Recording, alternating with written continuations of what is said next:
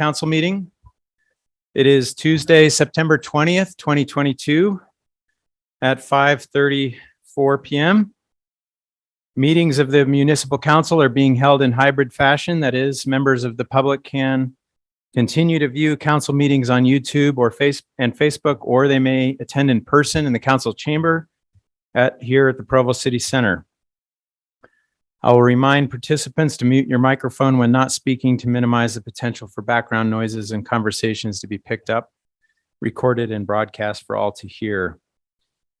My name is George Handley. I'm the chair. I'm joined on the stand by Vice Chair McKay, Councilors Hoban, Ellsworth, Fillmore, Whipple, and Shipley, and Chief Administrative Officer Wayne Parker, Brian Jones, City Attorney Justin Harrison, our Executive Director, and by staff who are assisting us with this meeting. I've asked Karen Tapahi to offer our opening prayer.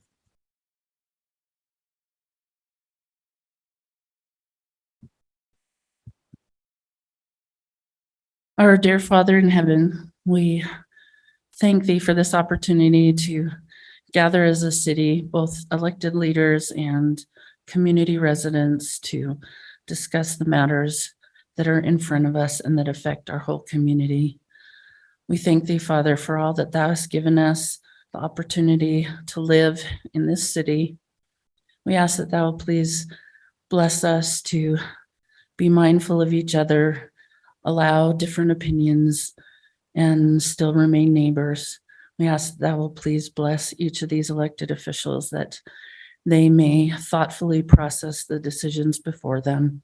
And we ask thy blessing upon this city of Provo. And we ask these things in the name of thy Son, Jesus Christ. Amen.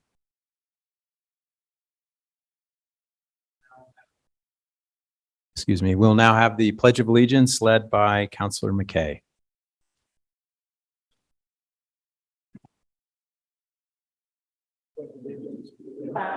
Of the United States of America, and the republic for which it stands, one nation, under God, indivisible, with liberty and justice for all.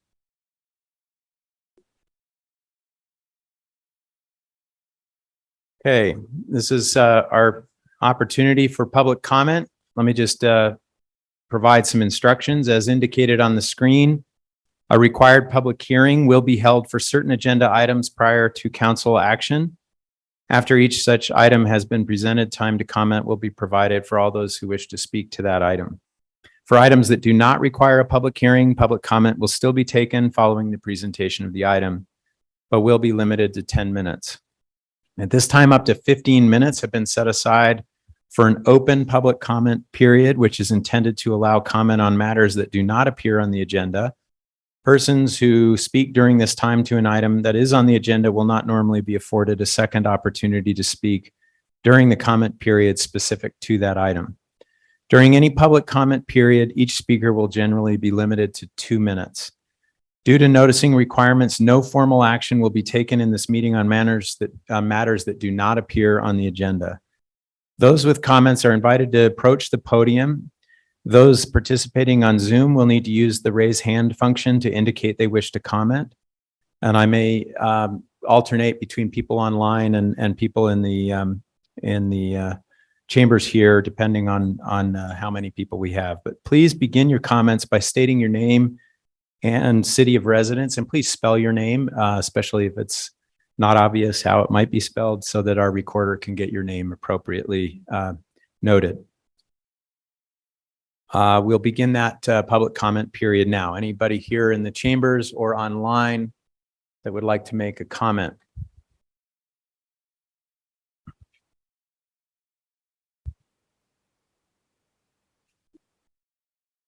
Please. Good evening. My name is Eric Speckhard, S-P-E-C-K-H-A-R-D. My address is 410 West 700 South in Provo. I'd like to just come before the council. I've had the opportunity of knowing some of you. There's a project that's trying to get started down on 3rd South where Fackler Tire is.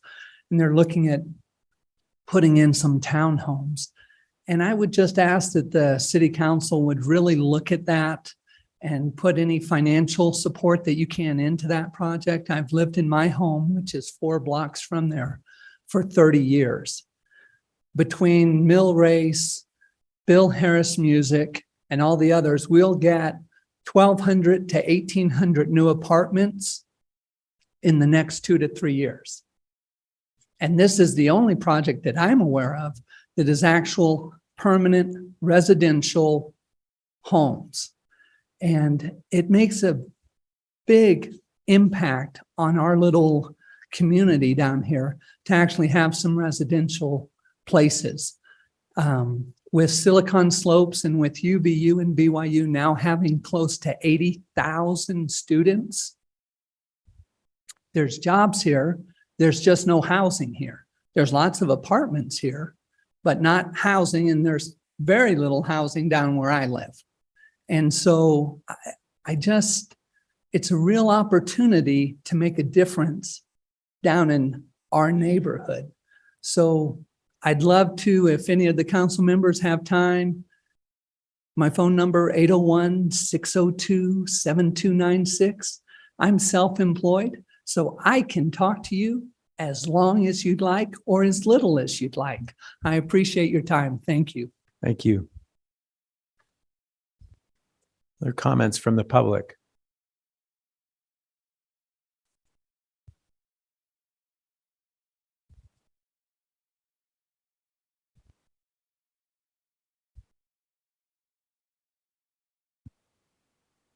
Good evening. My name is Wayne Levitt. That's Leavitt. I'm here to request that the council seriously consider creating a Citizens Diversity and Inclusion Board.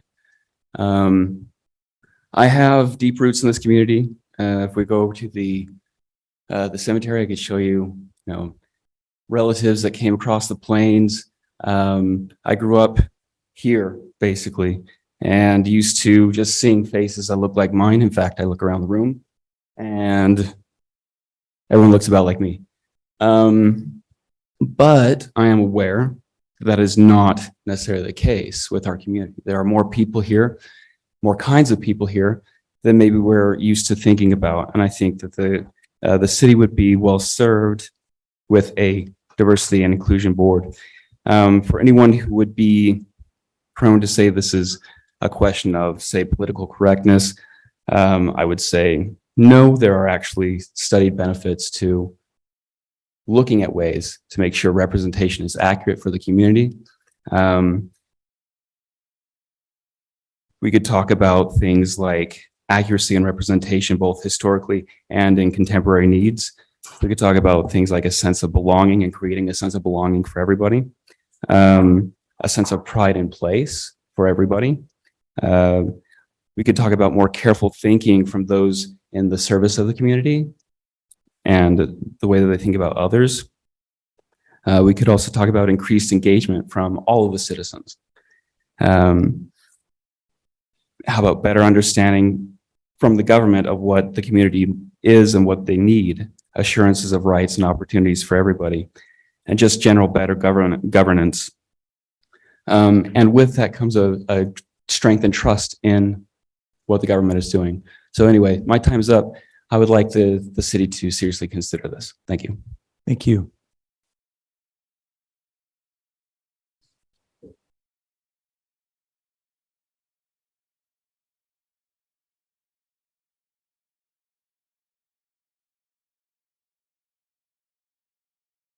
I'm Sam Ullman. I live in Provo, Utah. I think there's a Provo outside of Utah someplace, probably in Missouri or someplace. Spain. Great new building. I'll be paying for it for a long time, and so will you. I'm going to donate you guys a table so that you can put the meeting notes on the table so we can pick up a copy when we come in like we used to be able to. It'd be really sweet. Not everybody here has their phone out looking at the agenda on some sort of personal device. I don't do that sort of thing, and I don't know if it's required or not, but it's certainly a good idea. I was reading the agenda online, on my wife's phone, And it seemed a dearth of any reference to home ownership, occupancy. Maybe we could take another look at that and focus on it a little harder. I know that the 4 boys that live around the block are 5 or 6. I'm not sure how many in a single occupant house. I know how they take care of the yard, and it'd be nice to have somebody that owned it living there. Just suggesting, the fact that it's illegal didn't seem to matter. Any rate, thanks you guys. And I love the timer up here. It really lets us know that our 2 minutes of life is all that counts. Take care. Thank you.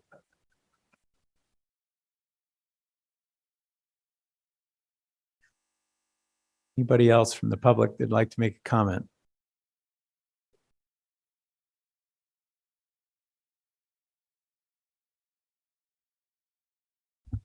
My name's Robin Roberts, from Provo, 1671. Yeah, my business is 1671 South State.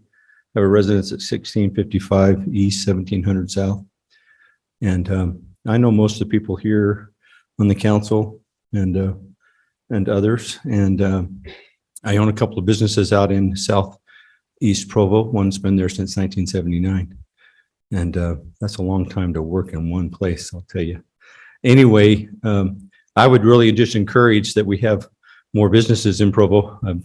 I've come and talked about that over and over again. We talk about all the residential and the apartments that we're putting up, but a few of us businesses are tired of paying all the taxes. My taxes went up unbelievable this year. And I know that they always hit the business a little bit more, and we're supposed to have all the money, but some of the small businesses don't have all the money.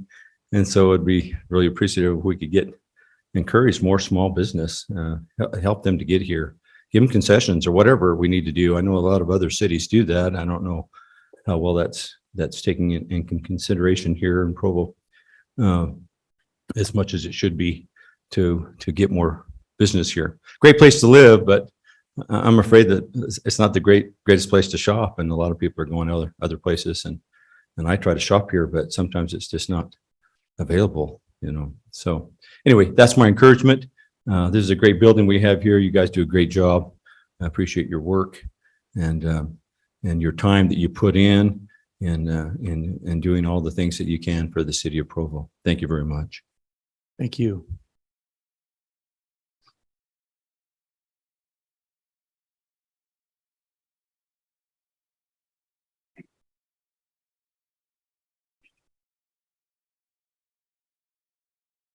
All right. If there's no other comment from the public, we will close our public comment period, and I just want to express appreciation for those who made comments and all of you for being here. It's actually nice to see people in the council chambers, given what this community and this nation, this world have been through with COVID and so on. It's been a little hard to get the same numbers of people coming out that we used to get, and it's just nice to have you here, and we welcome you here into this building that is your building and in these chambers that are yours. We're honored to have you here and grateful that you wanted to spend some time with us. And we're going to continue with our meeting as outlined in the agenda, and we'll take Mr. Oman's suggestion under consideration to make sure that we have some hard copies in the future available to people. We'll start with our first item on the agenda, which is a presentation regarding Provo City's annual Justice Court update. This will be presented by Honorable Judge Vernon Romney. We appreciate you being here.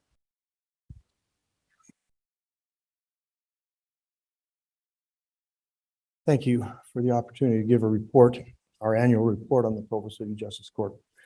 I appreciate our court administrator, Rhianna Newton, being here. In my opinion, she's the best, the most capable, and the hardest working court administrator in the state. We have a dedicated and competent staff, and they work hard and efficiently each day to serve our court customers. It's rare that our customers want to be there. It causes them some anxiety, some nervousness, but our staff are true professionals. And in many cases, they're able to relieve that stress and that anxiety through their excellent service. Beginning in March March 13, 2020, to be exact, Utah Chief Justice Matthew Durant, on behalf of the Judicial Council and the Supreme Court, issued a series of administrative orders for court operations during the COVID-19 pandemic. And those orders were in response to the Center of Disease Control information, the Utah Department of Health, and local health experts for avoiding the spread of COVID-19 and its variants. Throughout the pandemic, the judiciary has focused on the safety of court patrons and court personnel. On August 26, most recently this year, 2022, the newest administrative order terminated all previously imposed COVID-19 orders, allowing courts and presiding judges to implement procedures to best serve their locations. The COVID-19 pandemic, as you can imagine, made previously unimaginable procedures part of the new routine and the new normal for the court system. This included conducting arraignments, pre-trials, other hearings, and trials through remote systems like Zoom or WebEx. Virtual court hearings became extremely common during this time and throughout the country. But solving cases remotely comes with its challenges, where there are also benefits of doing so. The most obvious advantage to remote hearings is the very reason that the trend began in the first place. Groups of people do not have to congregate together in a courtroom, and this reduces the risk of exposure to COVID-19. Before the pandemic, courthouses typically had large numbers of people coming and going and in and out each day.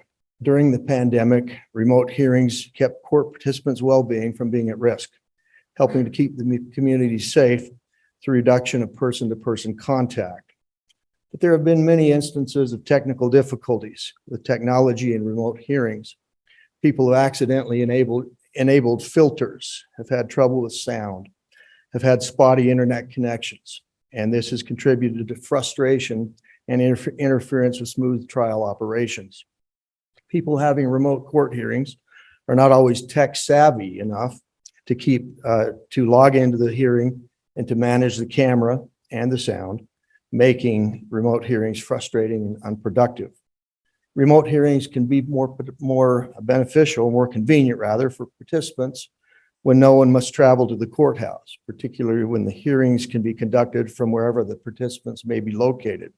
It may be easier for witnesses to join in the hearings without disrupting their schedules. The added convenience can extend to financial savings, since there is a reduction in travel, parking, and public transportation costs. But even with security measures in place, remote hearings can be hacked. Additionally, since court cases are legally required to be open to the public, only minimal security settings can be used. This creates an environment in which court cases can be disrupted by hackers or illegally recorded by unauthorized parties. Additionally, if courts prevent public access to hearings in hope of preventing hackers, public access to hearings is adversely affected.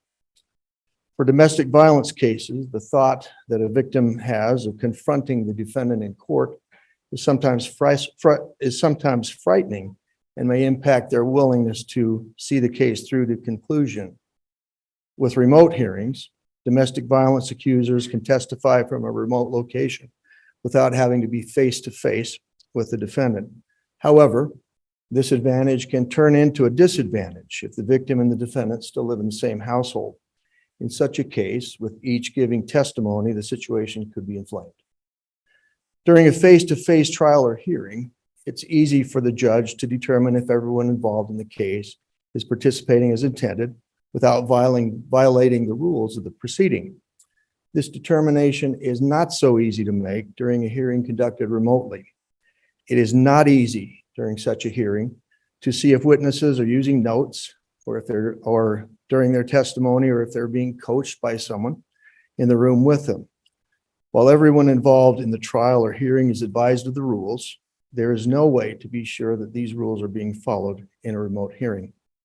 It is also more difficult in a remote hearing to make determination about witness credibility.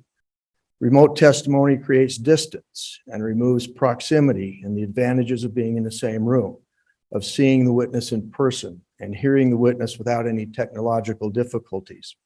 In addition to the substance of the testimony, including the amount of detail, the accuracy of past events, and whether witnesses are contradicting themselves, fact finders also look to demeanor, such as body language, eye contact, and whether the responses are incomplete or evasive. These observations are much more difficult to make. Sometimes they are much more difficult to make in a remote hearing or trial. Many of the defendants in our justice court are self-represented, and there is a strong sense among many court participants that video hearings pose an increased burden on self-represented parties. The main reason cited has to do with the inherent challenges with technology that many individuals face, including not having proper computer hardware, webcams, microphones, or access to stable internet connection. Live court hearings remove these burdens from self-represented defendants. After weighing the benefits and the burdens of remote court hearings, our justice court, consistent with the most recent administrative order from the Utah Supreme Court and Judicial Council, has determined that it is best for the public we serve and for the court to schedule our proceedings, including arraignments, pretrials, trials, sentencing hearings, and motion hearings as live court hearings. We do allow remote hearings for exceptional circumstances, including sickness and distance from the court for those who live a long way away. And we do have an hour set aside each day for these remote hearings. We have found that our cases resolve more quickly when our hearings are live in court. We avoid issues with technological difficulties. We avoid many issues with constitutional rights to confront and cross-examine witnesses in open court when our proceedings are live in court. We can conduct hearings more quickly. We are better able to judge witness credibility when witnesses testify live in court. We can make a better record of proceedings when they are live in court, and we can also better preserve the safety and security and record of these proceedings. Now to a little bit of history. Justice courts have a very long and very interesting history. The history of justices of the peace can be traced back as far as 1195, when King Richard I, also known as Richard the Lionhearted, commissioned certain knights to preserve peace in unruly areas in England. These knights were known as keepers of the peace, and they were responsible to the king for ensuring that the law was upheld. A later statute in 1327 referred to good and lawful men to be appointed in every county in the land to guard the peace. These individuals were called conservators of the peace or wardens of the peace. This office was confined largely to members of the landowning class, including those known as knights, squires, or gentlemen of the land. The title of Justice of the Peace was first given to the office in 1361. As time passed, Justices of the Peace were given the power to administer licensing laws, administer game laws, make regulations in time of plague, supervise accounts at hospitals, inspect decaying bridges, and supervise the making of malt and of weights and measures. Powers of Justices of the Peace were such that they were often able to control the entire administration of a county in England. The Office of Justice of the Peace came to America as part of our legal system based on the English common law. Duties of the Justices of the Peace were outlined in the Utah Territory and the Utah Constitution. When Utah was admitted to statehood, courts not of record, Justices of the Peace courts, were established by statute. And then in 1989, the Justice of the Peace courts became known as justice courts. The jurisdiction of justice courts in Utah extends to Class B and Class C misdemeanors, infractions, traffic and zoning cases, and small claims cases. Some of the more common of the criminal offenses which we handle include DUI, driving under the influence of alcohol and or drugs, domestic violence offenses such as assault, criminal mischief, and domestic violence in the presence of a child, disorderly conduct, intoxication, and theft. Justice court judges are subject to an unopposed election every 6 years. The Judicial Performance Evaluation Commission, known as by its acronym JPEC, collects and disseminates information about each judge's performance. so that voters can make an informed decision about whether to vote to retain the judge or not. The material utilized for these evaluations includes juror surveys, detailed reports from trained court observers about a judge's performance. The Judicial Performance Evaluation Commission publishes an evaluation report on each judge and makes a recommendation whether the judge should be retained or not. I am standing for a retention election this November, and it has been recommended that I be retained as judge. You may be interested to know about our local court statistics in fiscal year 2022, which ended on June 30th of this year. There were 367,360 cases filed in Utah's justice courts. This represents over 60% of the cases that are filed in all of Utah's courts.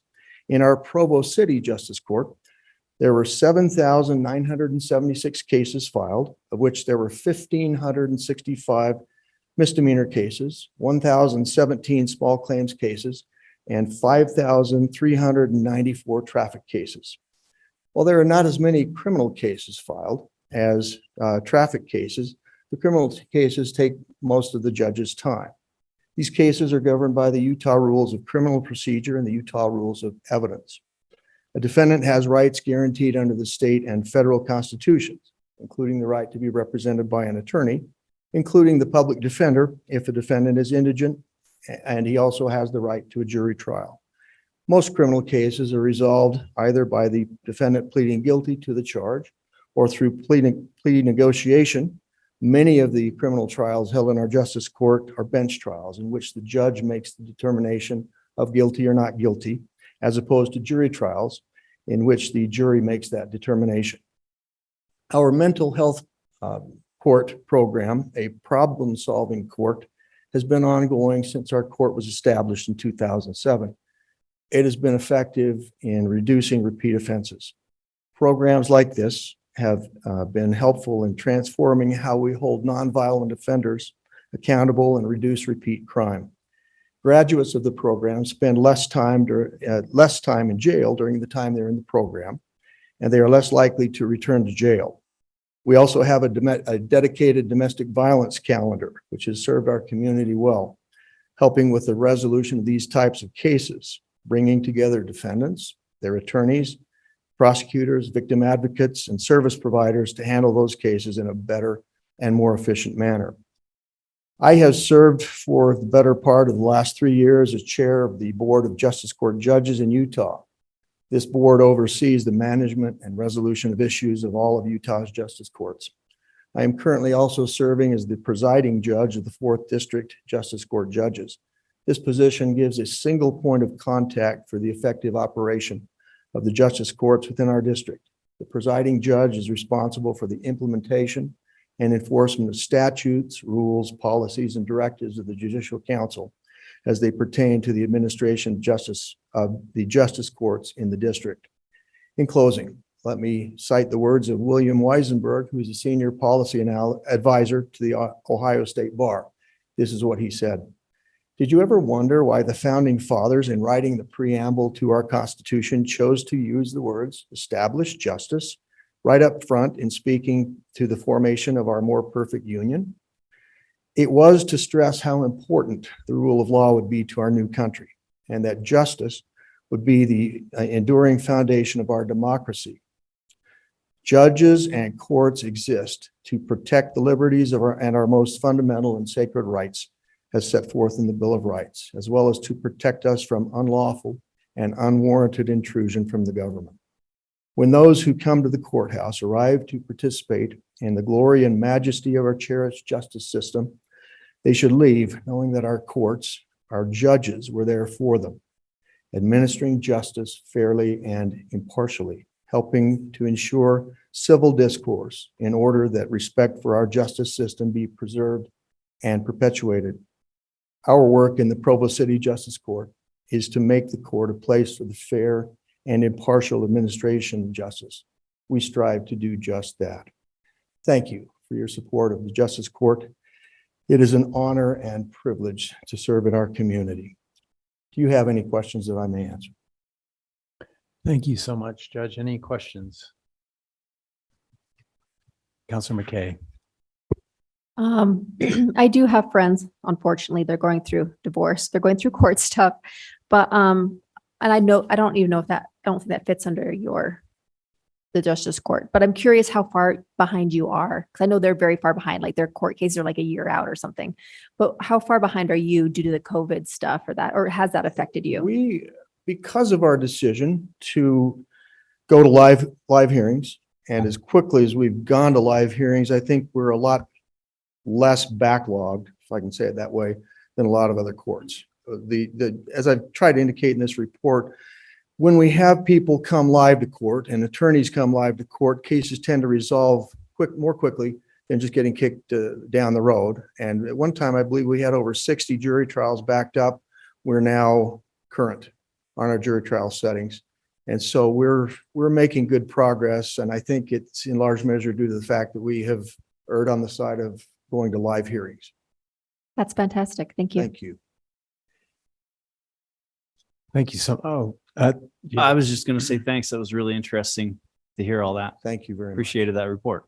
Appreciate your support. Thank you very much. Counselor Ellsworth. Yeah, Judge Romney, is there anything that you need from the city or from the city council? I mean, we see you once a year, but if I wouldn't want to feel like we don't support you. So No, we've never felt like that. In fact, we'd love to have you come and visit. We are open to the public. in a It's- speculative capacity, everyone, right? Yeah, that's right. Not not as court customers, but as court observers. And the fact that we are able to have people come in, it keeps us on our toes, makes us a better court. The fact that we are under public observation. So And I've been there before. It's down in the East Bay area on South University.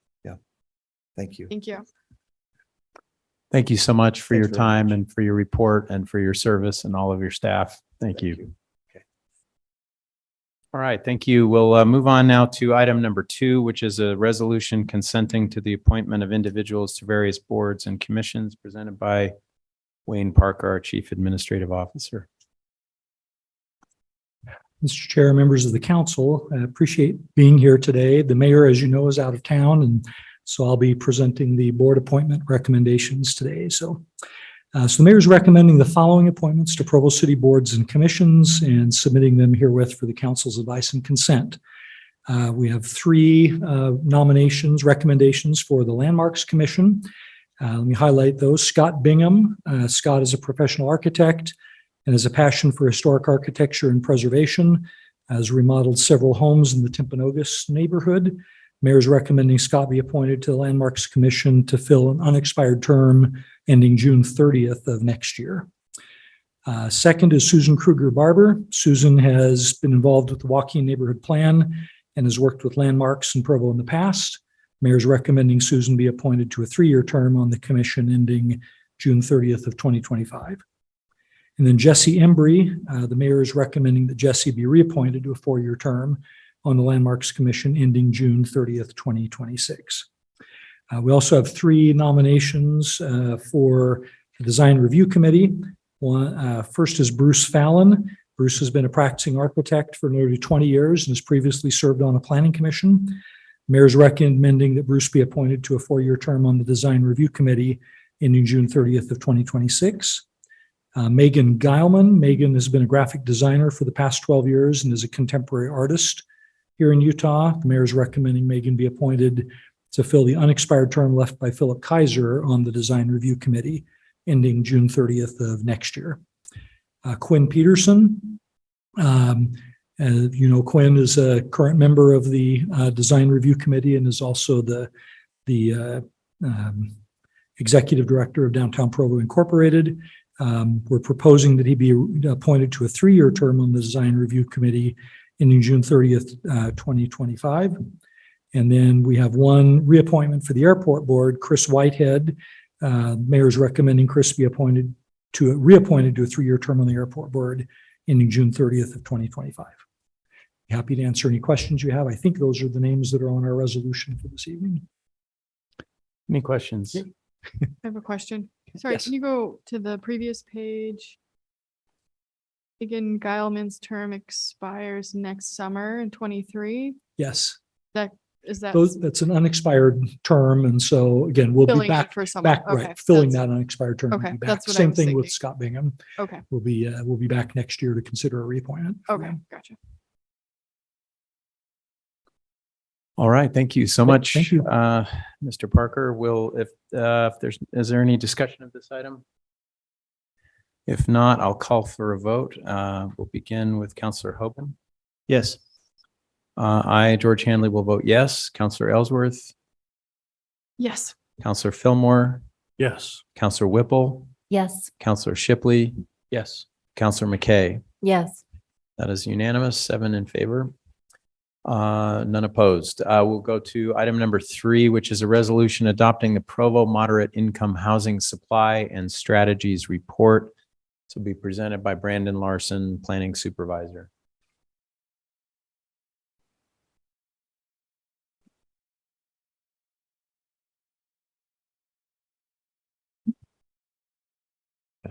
Thank you, Council, for letting me come before you this evening. So what we're bringing before you is a moderate income housing strategy element. It's we feel like it's a really good document. We feel like the document brought before you is a quality document. It's been prepared by staff. We've had some help by a consultant. Also, it's been reviewed by the department heads. It's gone through quite a few reviews and found by numerous on numerous levels through city staff to be a quality document. We feel like this is a document that will help address a really big concern in not only in our community but throughout the state and other portions of the nation, a lot of areas of the nation. So in this year, in this year's legislative session, House Bill 462 was adopted and put into law. It basically requires us to establish a strategy plan, kind of a 5-year plan, really, to beef up our moderate income housing stock in the city. They've given us till October 1st to make some changes to our general plan to incorporate these strategies. And so this element that we bring before you, we're proposing it be included as an appendix to the current general plan, and then ultimately, as many of you know, we're working on as all of the council knows, and many of our citizens know, we've been working on an update to our general plan. This would be part of that new general plan as well, and it would be part of the housing element of that new general plan. So, see, make sure I'm getting this right here. Go on to the next page there. State code just quickly tells that this page just basically tells you that, you know, the state requires us to come up with, we need to have a plan, moderate income housing plan, to boost that stock of housing, that stock within the next 5 years. One of the other important pieces of information up there is that they've got this, if you go in a certain section of the state code, it gives you a laundry list of strategies that we get to choose from. There's 20 some odd strategies, and we're required to basically adopt 4. That fourth one is because of the front runner, the presence of the front runner in our city. So we're required to adopt 4 strategies from a list of 24, or 24 plus there's some additional, so it's 20. Somewhere in the 20s there. Next screen there. So again, noted that this is we want to have this proposed to have this included as an appendix to the current general plan, and it'd be advantageous to get this approved by October 1st. When we go to the next screen, wanted to kind of highlight some of the sections of this plan or of this element. It acts as a report of sorts. It gives us a look at the current population and housing stock and future projections. But then towards the document, you can see that it has it gives us some pretty.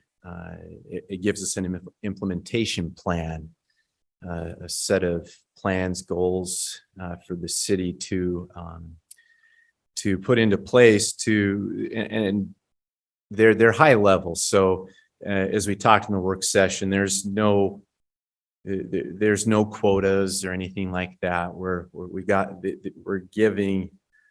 We would be establishing high level policies and goals to kind of guide the city's decision making on the important issue of moderate income housing.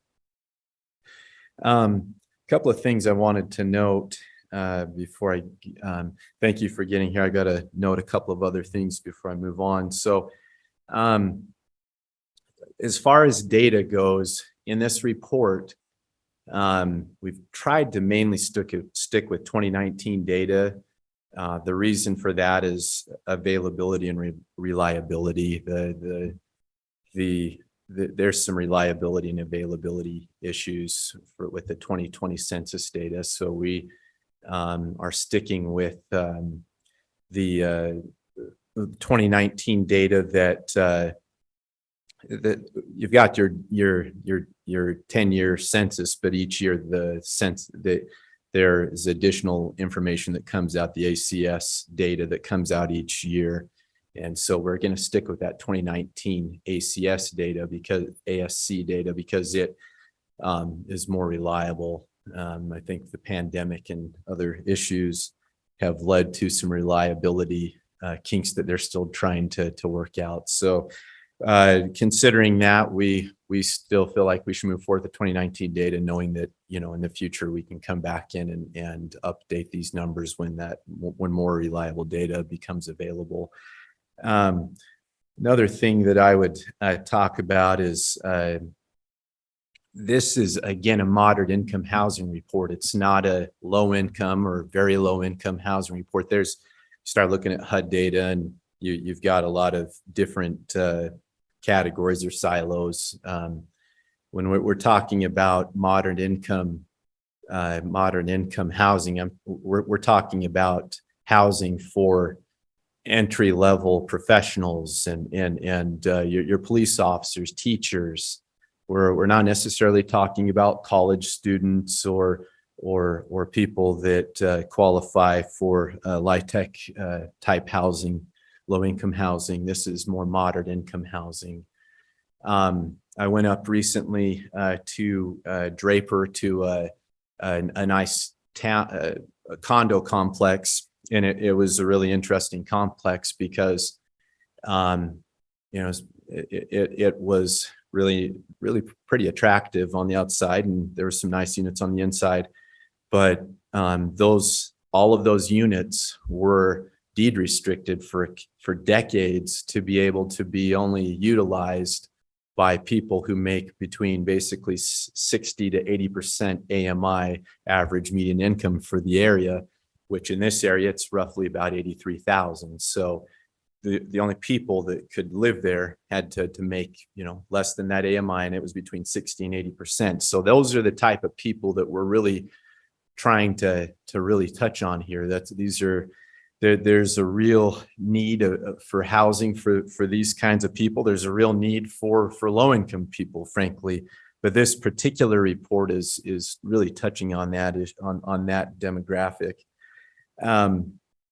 As far as strategies that we used, and if we can go on back to that next slide there, we have autonomy in. Yes, the state gives us a list to choose from, and it's a pretty big list. There was some question in the work session about, are we set up to are there certain metrics or numbers that we should be considering? And really that's really up to the city. We get to choose what strategies we implement as long as they're in that big laundry list of strategies. And again, these strategies that we're proposing are fairly high level, but they need to be such that they contribute to an increased stock of moderate income housing in the next 5 years. When we go each year, we have to go and report back to the state how we're doing. So when we go back this year, when I go to the state and kind of report back on our efforts, it's going to be, well, did you adopt this particular document that we brought before you? But moving on in future years, they're going to be asking for things like, I had this up a second ago and now it's moved on. It's reverted back. It's asking for number of ADUs. It's asking how, what types of, it asks us to report back on, what types of amendments to our code did we adopt that would help further these goals. It will ask questions about the kind of a market analysis of to look at the market and see if the market shows that there's been an improvement on the availability of affordable housing. So those are the types of things. It actually, when I went back and looked at it, the list wasn't nearly as long as I recalled. I got that list up now. It talks about barriers encountered by jurisdiction by our city in previous fiscal years in implementing the strategy. So barriers that we encountered, how did the market respond to these strategies we proposed, kind of description of the amendments to the land use code and so forth. So it is up to us. We already we found as we looked into, as we prepared this document, we found that we're already implementing a number of these. I believe, could you go up one page, Elizabeth? I think there's one more. It's not there anymore. There was a slide in here. It basically showed that we were implementing, I've got it here on my slide deck. I do not have it on my slide deck. Nonetheless, we're implementing more than we need to be implementing already. So I believe we're implementing 7 of these strategies. There were a few that we had to because of, for instance, one of the new strategies that we absolutely have to adopt because we have the front runner is we have to do station area plans. So that was one that we didn't have in this document prior to, again, and I guess I need to back up. This document was originally prepared for the new general plan. And then we came back in after the state code, after the state legislative session and updated it based on the state code and updated some of the numbers and tried to beef it up a little bit. But so that station area plan was not part of that original draft of this document. But you can see some of the things that we're proposing here. And I think 1C, the first strategy there, we're kind of already proposing that. There's a proposal to allow ADUs on the west side of the city to kind of loosen that regulation up a little bit. We could, one of the proposed strategies would be to invest in infrastructure to facilitate increased, the rehabilitation of uninhabitable housing stock, create incentives for developers to do modern income housing in the city. It was interesting when I went up to Draper there are some, at least they allege to be, this gentleman alleged to be, have good desires for, the developer was there leading us through the project. And he, one of the reasons he did it was just because he wanted to help people have working class people to have a place to live. And so, and there are benefits and helps out there.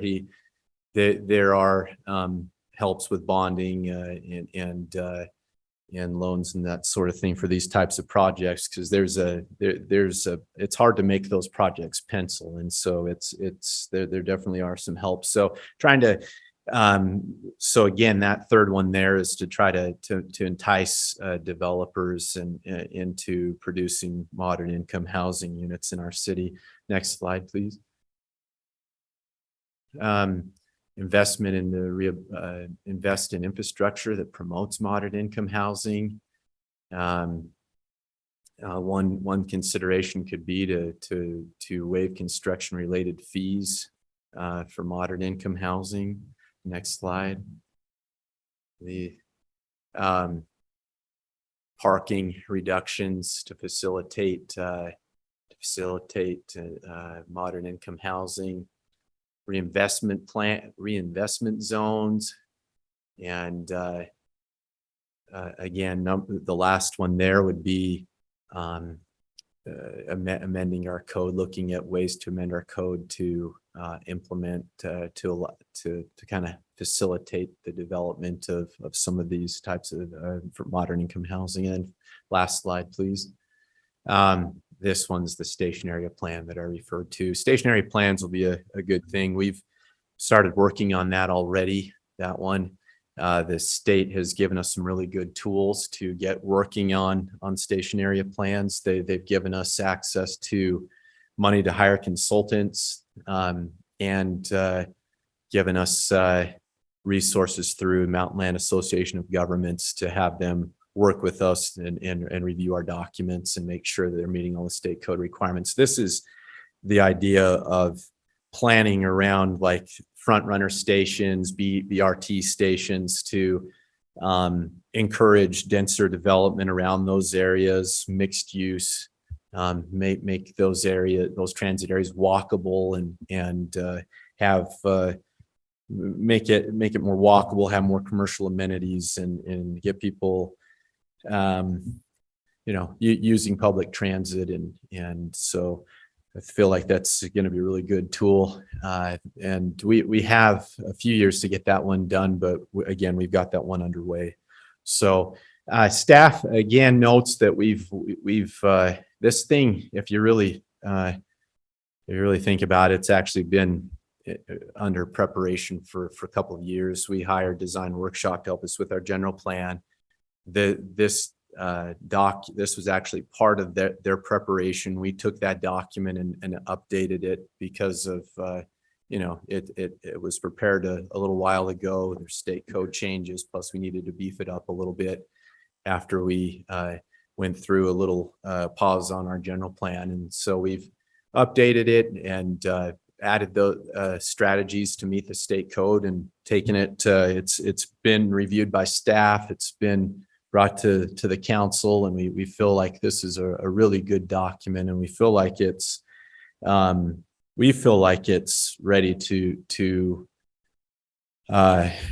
be adopted and put into place. And then as we move forward, we will having this document will help the city to really start thinking about modern income housing, and frankly, that reporting every year is going to keep this document fresh in our minds, because we're going to have to show that we're doing things to really help that demographic, that middle, that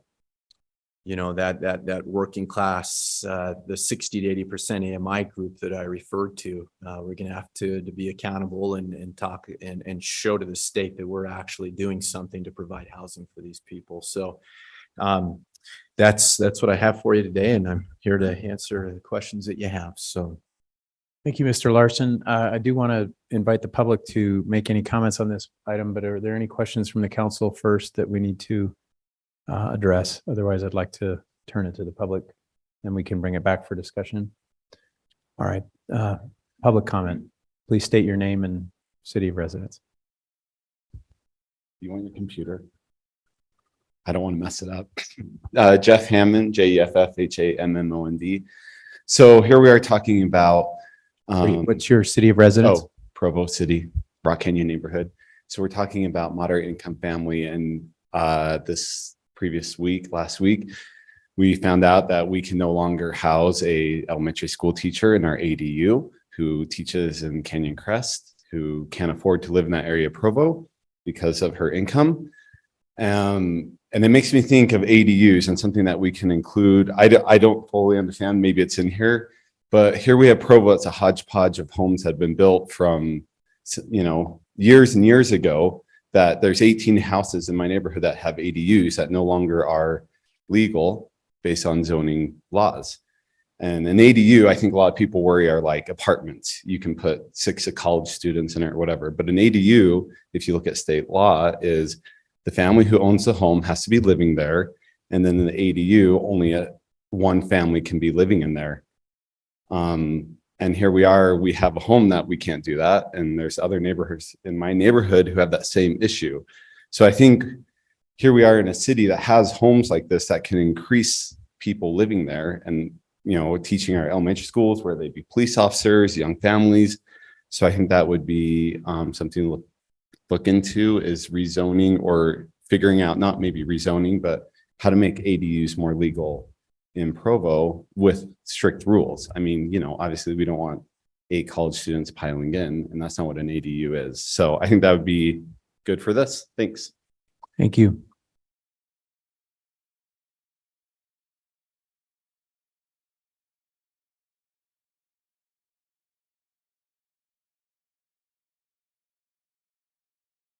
Sharon Memmott, MEMMOTT, in the Edgemont neighborhood. As I listened, and I'm sorry that I didn't get to listen to work session, so maybe you've already answered these questions, but the things that came up to me was how would this affect developers? Maybe you'll cover this in your discussion. How the council approve projects? Will there have to be taxpayer subsidies? Do we have to approve nothing new until a moderate income project comes through? Every 1 out of 5 have to be moderate income. Part of that, of course, is up to the developer and what materials they want to use. And therefore, how is that going to affect the durability of the housing that we're creating? Do you have to approve it whether it's a good fit for the area or not? Does the design review committee come up with less expensive frontages, thus affecting the durability of the project? Just some of the questions that I came up with. Thank you. Other comments from the public? All right, seeing none, I'll bring it back to the council for discussion, and I'll remind the council this is an implied motion. Any discussion? Councilor Ellsworth. Yeah, I'll just say, I followed a lot of housing and a lot of land use bills at the state legislature this last session, as well as the transit center, the plans that are required. And to be honest, I see this as more of a report than really like a guiding document or a strategy document or a policy document. There's some elements of those, but I really see it as a report to the state. And I think that there's still, obviously, there's still a lot of opportunity to influence and change and morph and evaluate our housing policies and what we want going forward. And I think this is a good place to start, but as been said before, I mean, there's so much more data needed, so many more conversations to have. I think, I hate to say we're checking a box, but this is literally required by the state. And so I feel comfortable passing what we have today. It's not the definitive policy of Provo City on all housing questions ever. It's, to me, it's a report. Thank you. Mr. Shipley. Yeah, I just had one thought from earlier today when we were in our work meeting about the plan. I think I'm supportive of it, and I'm glad we're trying to take a swing at this. I think it's important that the state is trying to take a big swing at this as well. But I think even in so much as it creates kind of a litmus test or a barometer for how much cities are doing along these lines for grant money and for money that they might be allocated, I think we try to play along the best we can and, and do as much as we possibly can, but also report as much as we possibly can in a way that makes us, keeps us accountable that we're trying to do this, but also shows the state that we're trying to do this for the potential for allocations that might exist. I think it creates basically for them a way for them to prioritize money to cities that they have for housing. So I think we need to take it seriously and try to take as good of a swing at this as we possibly can. The other comment that I want to make is that interest rates alone kind of make this a moving target, right? So if the 30-year fixed mortgage goes from 3% to 6% over a calendar year, our middle income housing stock has been reduced by a significant amount just by the sheer fact that interest rates have gone up by that much, right? So I hope the state is looking at this a little bit more than just, seeing a raw number from year to year, because if we're honest about this, from last year to this year, we've got a lot less middle income housing stock. Every city does because of just the change in interest rates. Mr. Fillmore. Thank you, Chair Hanley. I certainly don't want to minimize the need for moderate income housing. I think there is an acute need. Some would argue that Provo's done more than its share, but I think there's still a need. We ought to pursue that. I particularly want to thank the staff for a lot of work on this, an excellent work product. And my question really, this is a significant issue. This would be for Mr. Larson, I suppose. Do you feel like you have adequate public input on this to recommend it to the council tonight? I mean, I know the staff has worked really hard, but where are we on public input? This particular document has been through the general plan process, which went through one of the most rigorous public processes we've seen in a while here in the city. Yes, it was updated since then. We updated the numbers. We added a significant page or two in the front, an introduction. The numbers generally, and Hannah, you can correct me if I'm wrong, we generally kept those. I showed you earlier in the work meeting, we had to update some of the pie charts on that. I think it was page 9, because we found that the numbers didn't line up with the text, and so those were updated. We generally tried to tool up the writing in it, make it a little more clear. And of course, we added the implementation plan at the back because that's what the state required. The implementation plan is the biggest change to this. So this is the section that hasn't been seen in a public meeting until now.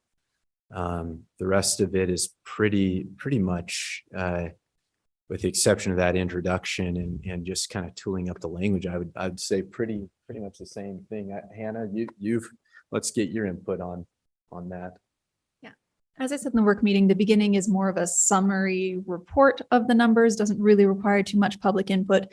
This and the matrices and goals, or I guess it's just one matrix, has been taken to the public. It got input from early working groups, has been reviewed by several elected officials representing their constituents, and has gone to public meetings to be discussed in Planning Commission and before the council. So none of these goals are new, except the ones that we added from the state's language because the state asked them to add us, or asked us to add them. There was additional link. That's right. The additional language came in. We're citing code references on the right-hand side, demonstrating that if they relate to code sections, we're showing that, hey, we saw your, there's a list of 24 strategies. This is, we had to hit 3 of those, pick 3 of those 24. And so you can go through there and see which ones related to that. So Thank you for reminding me of that. It appears this implementation plan actually has gone through it. They didn't see the stationary plan, but that's a state code requirement anyway. So this document actually has gone through a very thorough public review.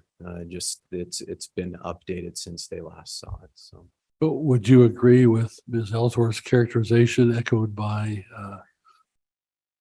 Hannah, Ms. Also, that this is largely just a report, that it's not prescriptive in nature? A general plan, or this is an element, which is a general plan element. It's a part of a general plan, which is a policy document. It can, sure, if you want to characterize it as a report, sure, but there's report elements in it, but it's an element. It's a policy document. The end of that document has strategies and an implementation plan for us to follow. It's very high level. And so we'd have to go and again, one of the things we have to show to the state is what amendments did we make to the code, were there codes that we amended to facilitate this plan. And so there are things that it's more than a report. There's things that we need to be accountable for. So there's an action plan at the end of this. So I'd say it's at best a general guide. Yeah. Not a mandate or with prescriptive detail. And again, it's very high level. There's it doesn't say, okay, you've got to have, 500 new moderate income housing units by 2023. It doesn't say anything like that. It's all high level. It's using language like revised zoning in certain locations to promote ADUs. It's that high level. It's not getting into the details at all. Okay, thank you both for that clarification. Yeah. Councilor McKay. Chair, I suggest that we call the question. Okay. I will call for a vote on the implied motion. Is that what we're doing? Is that how it works with an implied motion, Brian? Yes, if you've closed public comment and discussion is over, then you just do the roll call vote now. Okay. But does that call for the question have to be seconded? No, there doesn't need to be a second on an implied motion. Okay. All right. So I will call for a vote on this plan. I'll begin with Councilor Ellsworth. Yes. Councilor Fillmore. Yes. Councilor Whipple. Yes. Councilor Shipley. Yes. Councilor McKay. Yes. Councilor Hoban. Yes. And I, George Hanley, will vote yes. Yeah, well, Sharon Memmott asked a couple of questions during that public comment period.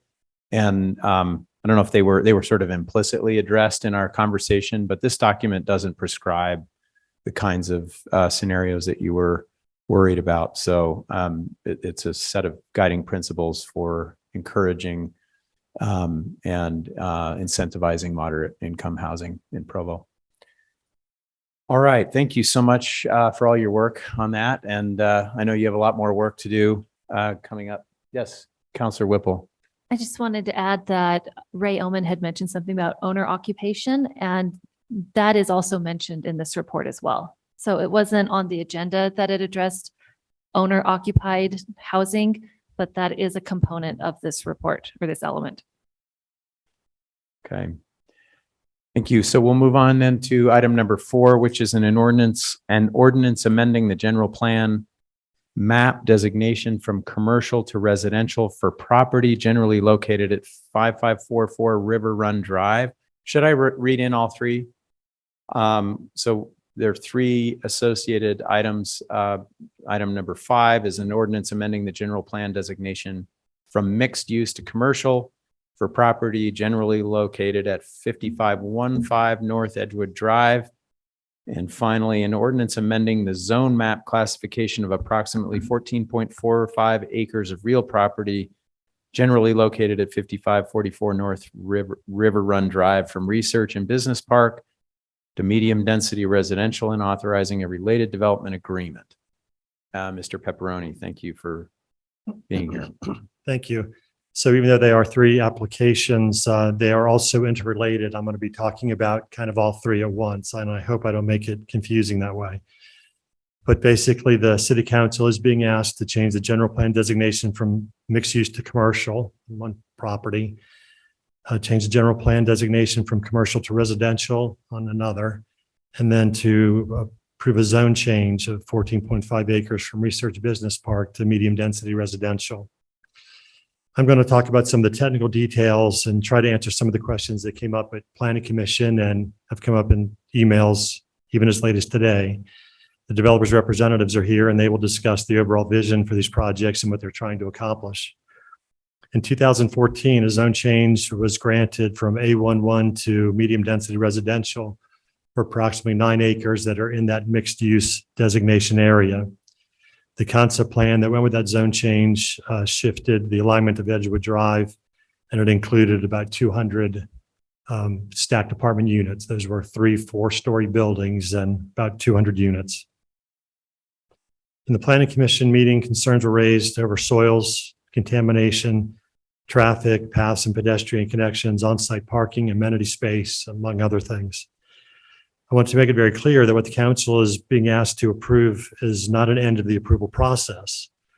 Most of the issues being raised are resolved or answered during the project plan stage, which will take place if the zone changes and master plan amendments are granted. Project plan goes back before the Planning Commission on a public hearing, and all the zoning requirements and engineering standards have to be met or complied with in order for the project plan approval to be granted. This is not a low bar. The project plan will not move forward to the Planning Commission if it does not meet the code requirements. Even after receiving a zone change, it usually takes a developer 4 to 6 months to come up with a plan that's finally ripe to move on to the Planning Commission. Since traffic was raised as a concern, let me discuss that briefly. I've been in meetings with Provo staff, Orem staff, UDOT representatives, because we all realized very initially the traffic is an issue. To the south of this project, down in the pink, where it says, you can barely see it, says River Run Drive. River Run Drive then extends up into Heritage School Drive. There, yes. Today, we would not allow a cul-de-sac that long that doesn't have a second way out, nor would we allow as much development as there is along Heritage School Drive as this without a second way out. So as soon as development started to be discussed on what's shown as the residential parcel, Orem staff and Provo staff were saying you got to have a second way out. Orem wanted a second way out from 1550 north, 1550 east to the north. That's 1550 east. You know, the one going straight north-south is 1550 east, yeah. So Orem wanted a second way out for the business there, and Provo wanted a way out for River Run Drive. So that concept plan does provide a vehicular connection from River Run Drive up to 1550 East. Now, the intersection out at 800 North and 1550 East isn't ideal by any means. I used to live right in that neighborhood, and I'm very familiar with traffic problems up there. So as we started meeting with UDOT and talking to UDOT about 5600 North, that's on UDOT's plans for a light. When a light someday happens there, it's going to seem foolish for that light to terminate 600 feet to the west at a pedestrian bridge. When a light goes in, there's going to be strong motivation to make a vehicular connection from River Run Drive over to 5600 North. If we can get a traffic light there, that's going to be a much safer way to make north and south, especially north turn movements, left turn movements, than going up to 800 North and trying to turn left to go to the east, to go to the west.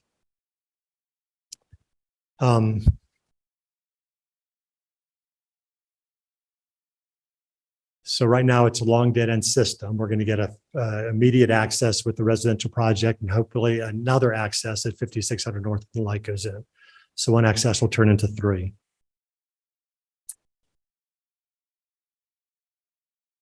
In the planning commission meeting, the issue was raised about possible soil contamination on what was formerly referred to as Ron Last Park. That's right about where the cursor is where what used to be Ron Last Park. The city owned that park for many, many years, and I have been able to find nothing in our records that would indicate any soil contamination or soil problem. But since the issue has been raised during the project plan approval process, if it moves to that stage, the developer will need to demonstrate the soil condition. And that'll, if there is any contaminated soil, a mitigation plan will have to be decided on and agreed before this goes to planning commission for project plan approval. To the south, all the way through Riverwoods on the west side of the river, for many years, since the late 1990s, early 2000s, there has been a trail on the west side of the river. That trail is privately owned. It's privately maintained, but Provo City holds an access easement, public access easement over that trail. When Ron Last Park was sold, it was decided that that trail would terminate at the bridge at 5600 North. So pedestrians going up that trail would cross the bridge at 5600 North and then go to the city trail that's along University Avenue and runs on up the canyon. I'm unsure of the plan for a trail through the residential property as it moves to the north. The plans they've given us show a trail there, but I'm unclear on whether the public will have access over that. Now, the distance between that trail and the city's trail is 500 feet or less. It winds back and forth following the river. So there is another trail in close proximity, but I'm unsure of public access over that section to the north. A resident has asked that issue repeatedly, and I'm sure we'll ask the question again tonight. On-site parking was raised as an issue for townhomes like this that are 2 and 3 bedroom. 2.5 spaces are required. 2 spaces are thought of for the residents, and the 0.5 is meant to be guest parking.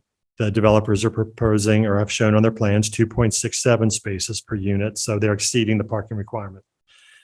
The open space for a development like this would require 10% of the floor area to be an amenity space. The developers are exceeding that amenity space requirement in this project plan or in the concept plan that was included. That's all I have in my presentation. The developer has some things he'd like to say, but I'm happy to answer any questions that council may have for me at this time.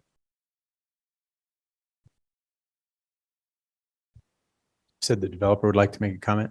Please. Yes, yeah, they would like to talk about the overall project and what their strategy is. Okay, thank you. Please come forward and we'd be happy.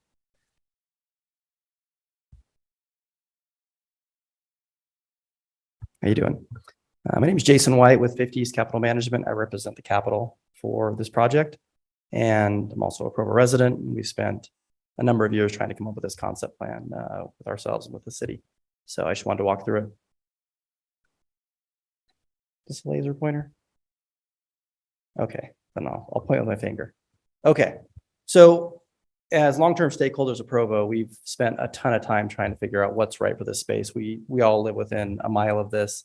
And for us, this is something that, you know, our offices are on the bottom corner there of the screen. Oh, thank you.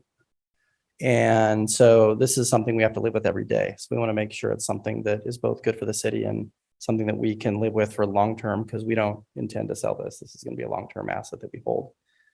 So as you are probably well aware, the zoning was originally opposite of this. The residential was where it says creative office, and we have a right to build up to 238,000 square feet of office where it says River District Residential. And as we thought this through, did make a lot of sense to us. Number one, office space is kind of ebbs and flows in the Riverwoods Business Park. A lot of office spaces move north. And I'll talk about that on why we're still building office if you ask that question. So the question that we had to ourselves was what's complementary to the business park? And I'm going to walk through some of the economics of this in a minute, but we thought apartments, we brought in a lot of developers, interviewed them and asked what they thought was a good plan here. Virtually every one of them said 5 stories, structured parking, and maximum density. And that's the only way you make money here. That was not our vision. We wanted something a little different, something a little quieter, something that brought the river into play. And so that's how we ultimately settled on the townhome project, which I will go into some of the logic behind that in a minute. Let's talk about the office for a minute, where it says creative office. One of the things that we realize is that there's not a lot of maker space in Provo, where you have incubators and you have startups that have a good concept, but they don't really have anywhere to go to incubate their concept into a fully fleshed out business. So the creative office space is really our attempt to bring some entrepreneurs from BYU, from UVU, some VCs in from California that'll take office space here and really create an environment that kind of draws from Silicon Slopes, and this becomes ground zero for a lot of startups in kind of the Lehigh to Provo corridor. And so that's the philosophy there. And also another reason why we didn't want to do residential on University Ave was as you drive south on University Ave and as you enter Provo, there's a lot of disparate housing solutions there. There's apartments, there's condos. Some are 30 years old, some are new. It doesn't feel like a proper entrance to Provo. And we thought we had an opportunity here, especially working with the mayor's office and city staff, to do something really impactful that can be really an entry into Provo and not just another multifamily project. And so that was another reason that we thought this would be impactful. Can I advance this or you guys advance it? Great. So here's a couple concept plans. These are directionally right. They're probably not exactly accurate at this point, but this is the direction we're planning to go with the townhomes. We're gonna do different designs on different blocks, so it doesn't feel like it's just one rote community all the way through. So it feels like you actually have a home. So, the second one there, that's mine. It's clear. It's different architecture. The third one is mine. It's different architecture. Feels slightly different. Next slide, please. Just another different roof style. Next, please. Okay. So one of the things we wanted to do with housing that I moved to town 3 years ago. I went to school here, moved away, spent time in California, New York, and then moved back. And one of the things that I noticed when I moved to town is we wanted to buy ourselves some time before we bought a house, because I haven't lived in Provo as a family, and I didn't know exactly where I wanted to live. So I first started looking for rental homes, which we'll talk about in a second. And then I looked at the apartment complexes to see if we could buy ourselves some time. And one thing that jumped out to me was that all of the class A apartment complexes in the city, or the primary ones that we looked at, which are the comps up here on the slide, they're all either on main thoroughfares or they're in massive parking lots. And I have 3 little boys, and for me, that felt like an awful option. There was no way I could just let my kids out the front door and not have all of their hands, because it was either on the main drag. Flat River is a great project, but it's on 2 very busy streets. And then the other 3 by the mall, they're either in the Costco parking lot or the mall parking lot, neither of which feels like a great solution for a young family. And so what we're trying to do is we're trying to do something a little different. We want larger units that can accommodate families and expanding families, not just 3 bedrooms is usually where you top out in apartments. And then we wanted more open space, more outdoor use, more walkability. We wanted to situate it somewhere quiet, where if your kid runs out the front door, you're not worried they're going to get hit by something, a car or a vehicle. And then we also wanted more walkability within the business park, because we own a number of buildings in the business park, and having housing options where you can walk or ride a bike cuts down on traffic. And it's also great for businesses, because their tenants can show new employees that, hey, we have housing options literally right next door to our building. Next slide, please. Okay, so when I moved to town, first thing I thought was, let me find a house to rent. This is Zillow yesterday. 3 houses that have a minimum of 2 bedrooms and 1.5 baths in the entire kind of north part slash east side of Orem. And that's not much. What that's telling me as a family, if I couldn't afford to buy a house, was you're going to need to find another market. And I think that's why a lot of peers of mine have moved to Highland, American Fork, Pleasant Grove, Vineyard, Salem, Springville, because we don't have this tranche of housing in Provo. It doesn't really exist. Next slide, please. So here's the median family home price for Provo, about $520,000. Next slide, please. So here's what that works out to today in terms of a payment. So if you put a 20% down payment, and the rate off bankrate.com today was 6.34%. On a 30-year mortgage, you're looking with taxes and insurance to pay about $2,900 a month. Now that ebbs and flows, but I would say the most constricting factor here is the $100,000 down payment that you have to come up with. And so there's a lot of people that could afford the payment potentially, but they don't have $100,000 saved up to put towards a down payment. And so that leaves you with leaving an apartment and then having a massive gap to owning a house. And so you might need years to save up, but you've already outgrown the house or the apartment. So then where do you go? And that's where we, I think, push people out of the market. And so next slide, please. So here's basically what we're trying to do with the townhomes. So flats at Riverwoods, these are comps as of yesterday. So if you have a studio, there's your square footage and your rent, 1 bedroom, 2 bedroom, 3 bedroom. And then we just looked at the math on the median home. It's about $2,900 a month. So where do you go after you move out of that 3-bedroom apartment?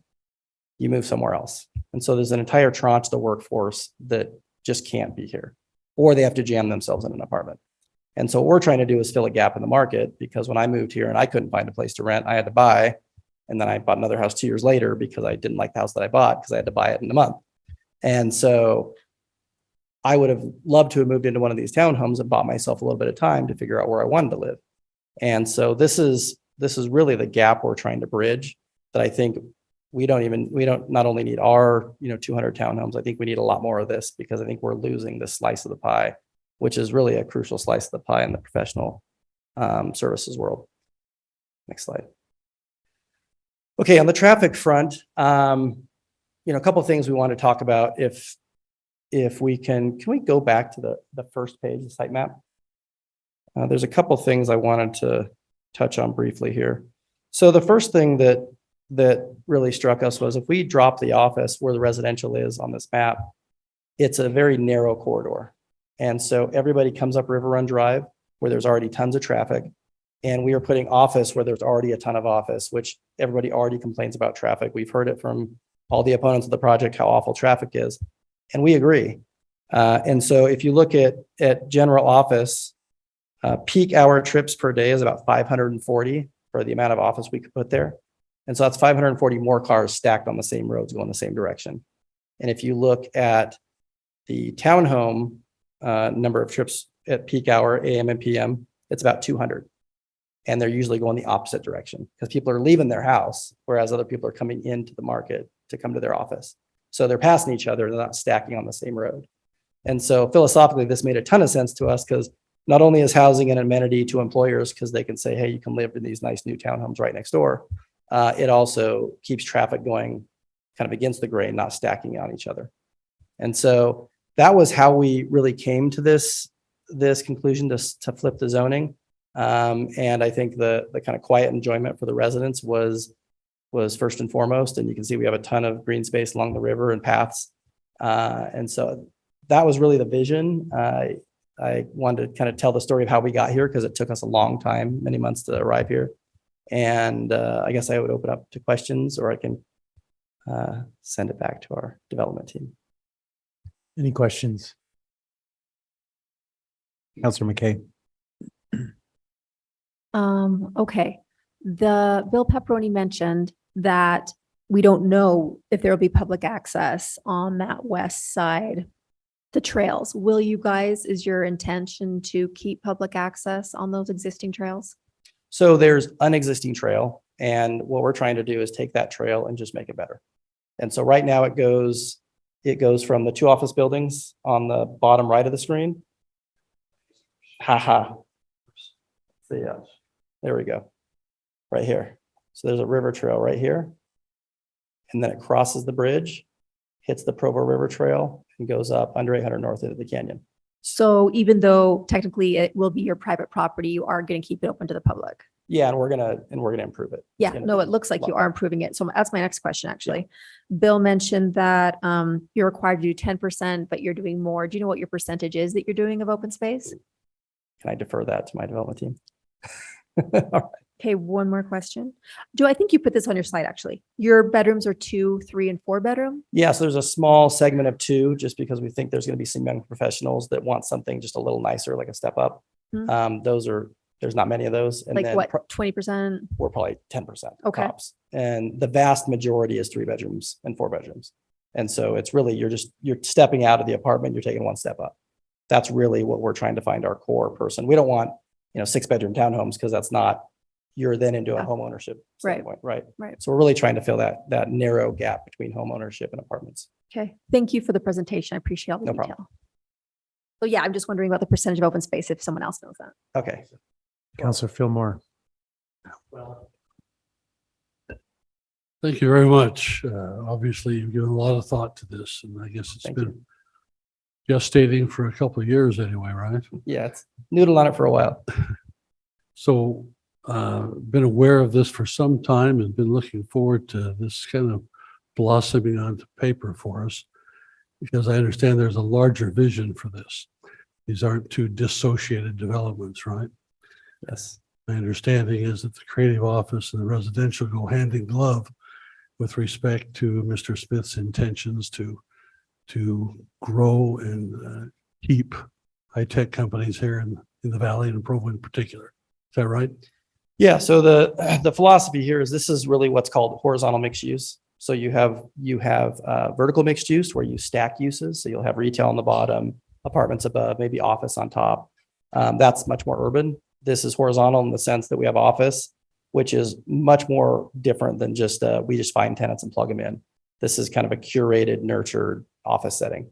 And then the play to some of the entrepreneurs is you can live in these nice townhomes we built right across the river. And as most people know, founders work very hard. They work nonstop. And so they'll have an ability to bounce back and forth from their townhome to the creative office. And then we have other commercial plans that are in the works on the Orem side, so on the far north side, like a restaurant row is planned so that some of the residents and even the office tenants can walk up and have some dining options that currently don't exist anywhere in the business park. You can go down to Riverwoods, but there's nothing kind of to the north at all. Where would that be? Would that be? That's in Orem on 800 North. So that's not even it's not even a plan yet. It's a vision. So Okay. we're working on it. That would be along this road called 1560 East. It would be basically here. So kind of off the screen to the left, like right here, like right along 800 North. All right. So do we understand correctly that these townhomes would be essentially rented to the entrepreneurs or technologists who are part of the creative office effort? Yeah, and they won't be uniquely offered to them, but they will be part of the offering as the. So not exclusive.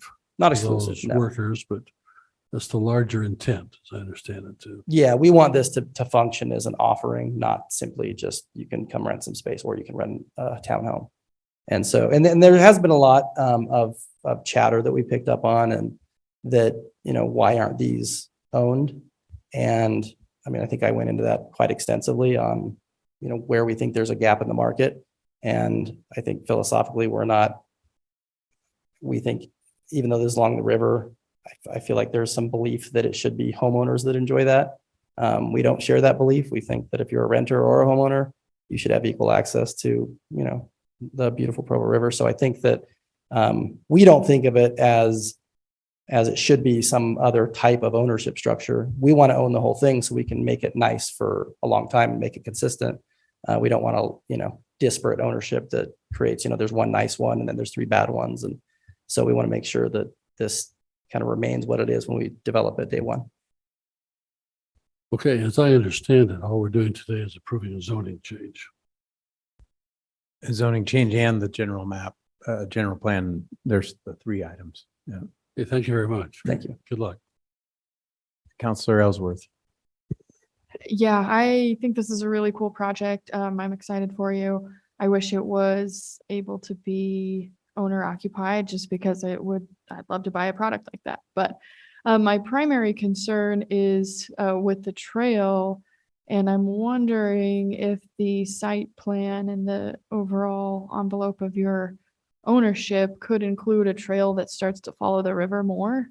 We have just almost commenced a Provo River and Lakeshore plan because we see the river as an amenity, and you've done something to capture some of that. But is there any possibility of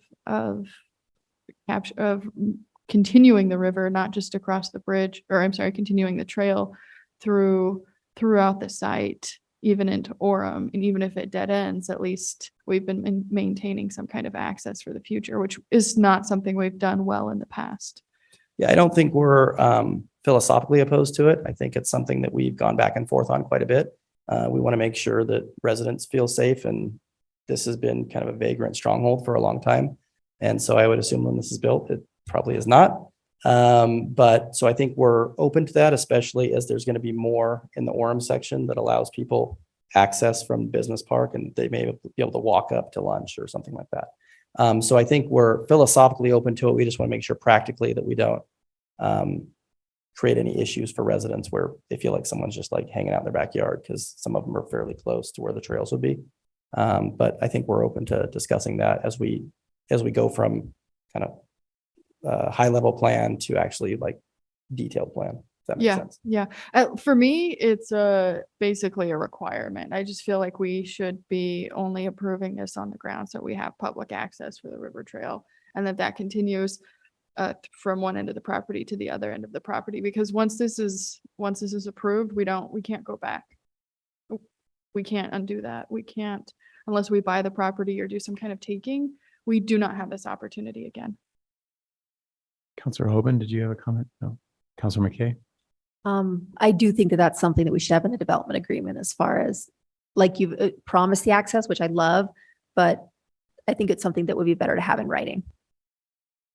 Yeah, we had originally thought that that was a want, and then the Parks Department told us we don't want it. So then we said, okay, well, I guess we'll take it out. So. Counselor, my voice went away. Counselor Whipple. Thank you. I'm excited about this proposal, and I actually was walking along the trail just a couple months ago and crossing that little pedestrian bridge. As I understand, that trail has been established for a long time with public access. So perhaps Mr. Jones could tell us, but it may be that there's already a public easement or right of way for use on this trail. I don't know off the top of my head. That's something we'd have to look into. So we could check, but it may be that the Which public trail? You talking about the one that we're talking about that goes across the footbridge and up to the university? Yeah, because the public has been using that for a long time. If they've been using it for more than 20 years, then it's a prescriptive easement. So it's established, but we would want to formalize that with you, I think. I had a question about. Can I address that for 1 sec? Oh, yes, of course. So we've actually granted an easement to the city across this bridge because, as Mr. Pepperoni said, that's intended to be connected at some point. Mhm. So there's already an easement that's being granted across from the bridge all the way through to River Run Drive. So there's going to be an easement in place. Yeah, and there are different kinds of easements Yeah. based on use. The one I'm thinking of is just pedestrians walking, and Okay. I think looking at that being a vehicular bridge in the future is a different kind of use. So that's a different easement. Gotcha. And that's also very useful. I did have a question about the area just to the west of that bridge. So the cursor was sitting on it where it's all green there, but it looks like that would be an intersection. So is that an area that would open up to be a full intersection in the future once you have that road access going all the way through to University? Are you saying where the cursor is right now? Yes. It would just be a through road. Right. So in the plan right now, it's green and landscaped, Yes, but it wouldn't stay green and landscaped. It would No. be a road. that's why there's no buildings there anymore. Okay. Yeah. And do you see the main road going through this to be the one that's kind of the west one, on the bottom, instead of because it goes in this little oval, right? This is the main thoroughfare here. Okay, that's what I And thought. then I it just wanted plugs to be in sure. right here to the new easement road that would come through. Which Okay, would either be called Carterville or 5600. whatever we name it. Yeah. Okay, great. Thanks so much. No problem. Hey, can I clarify something? Counselor Ellsworth. So when I was talking about a trail or an easement going through the entire site, I meant the entire site, not ending at the footbridge, just in case that wasn't clear from what I'm seeing is the south all the way to the north into Orem. Yeah, you're suggesting from here, cruising all the way up the riverfront. and then On one plugging side up or the here. other? Yeah. Yeah, okay, for just to sure, make that's that clear. clear. I'd like to follow up on that. So I read somewhere, or somebody said this trail is a mile long. Is that right? It's a what? I'm sorry. The trail is a mile long, Oh. the one that's already in existence. Am I I don't misremembering? know how long the one is that stops right, that At the crosses bridge? pedestrian bridge. It goes south. So how or- far south do you know? I don't know. Am I misremembering? Wasn't that in the report somewhere? I don't know where I read. I've read too many things. Stops goes- at 4,200, someone said. Okay. George, maybe I can speak up here because my dog and I walk this trail. Uh-huh. But you got a very nice asphalt trail with mature trees forming an archway over the trail for quite a ways. It's at least a mile, I think. I thought I read somewhere it was a mile. Yeah. And it goes up to approximately where that pedestrian bridge is, right? Correct. You wouldn't destroy that, you just improve it.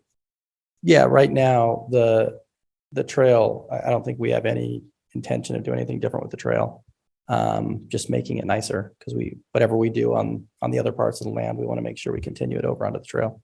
So the ask you're hearing from us is to extend that further north.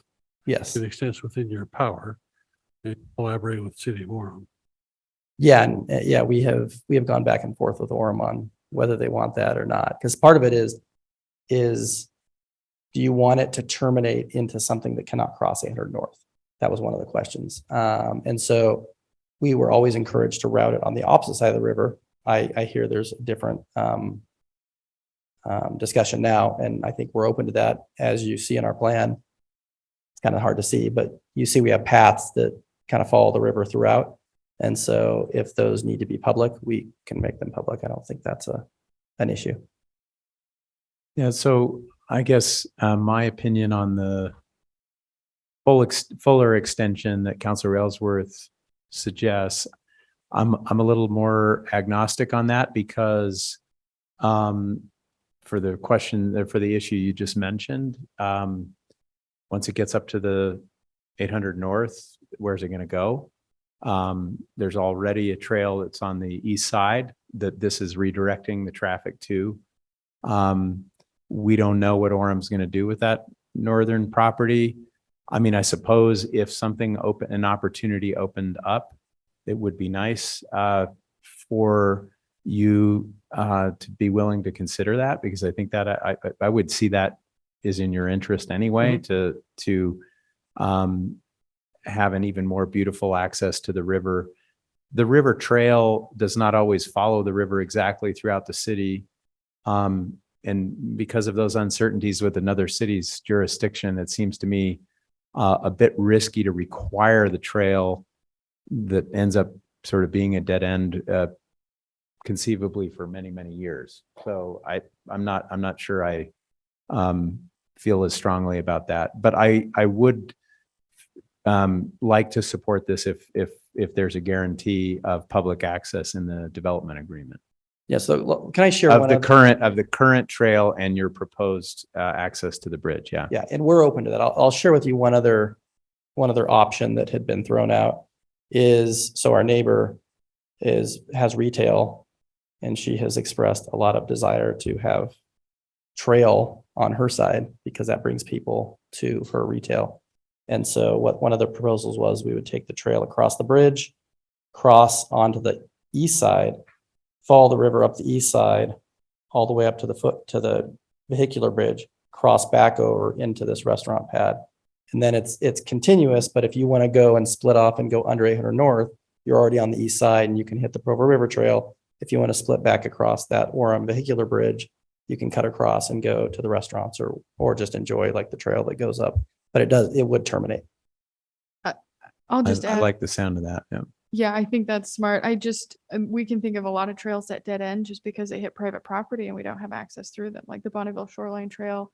We should just be where we can, piece by piece, capturing that continuity so that people can enjoy the river beyond just what's available with a public right of way, right? I wish that people didn't have to go out to University Ave to get to the rest of the river.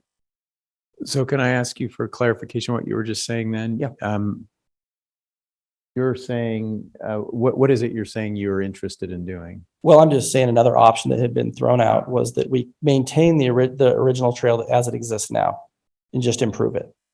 Follows north along the river, crosses the footbridge, crosses the footbridge, follows the east side of the river up through the property here, comes to the vehicular bridge here, crosses it, and then comes back along the water here. I think that would be lovely. So it allows, because she was really hoping to have people. And is that something you're saying you're open to? Yeah, we were doing? open to it. We're open to all these different solutions. We're just trying to find a way that makes more sense, because what we don't want to have is just something that nobody ever uses that, you know, it just goes nowhere. And so, but we're open to whatever makes the most sense for Okay. But we don't have any control over that property today until that property owner comes Yeah, in for yeah, you some wanna- kind of rezone or development. I'll turn it over to Jim for a minute. He wanted to share a couple of things that we are. Well, they have one other control thing- to where you were just saying. Yeah, but I'm just trying to make sure I'm trying to invest in the future of the trail and the river and access, and we don't have control over that other development today. I know. I think we're saying the same thing. I thought. Maybe I'm misunderstanding. Go ahead. Good evening, council members. My name is Jim Ivory. I'm with Folger Pratt. I'm the development lead on this project, working for 50s Capital. One thing I just wanted to point out that wasn't specified in the staff report is staff is requiring of our project not only the dedication of land, the easement that be granted in favor of Provo. I imagine that would be a vehicular and a pedestrian bridge, you know, so that dedication. And in the meantime, until the bridge gets rebuilt and an easement goes in, we'll use it as green space. And eventually, you know, when a road goes in, a road goes in. But we are also conditioned to dedicate land for a parkway on the south side of 5600 North that parallels the creative office. And so that's going to, you know, include parkway as well as a 10-foot sidewalk, which is, you know, land that we're giving in favor of pedestrian connection to take out to connect to the Provo River Trail. You know, when we originally talked to this and we spoke with Parks staff, they said, you know, we're not interested in maintaining private trails. You know, the Provo River Trail is our pedestrian access, and the Provo River Trail parallels university. So they were, you know, insistent that we dedicate that land along 5600 North. We also will have to continue the Provo River Trail built out to the full city standard, which is a 14-foot width. I think it's like 2 feet of gravel on either side, but there's a 10-foot trail that we have to build and landscape and maintain along University Drive as well. So we're dedicating a lot of land and spending a lot of dollars on pedestrian connectivity.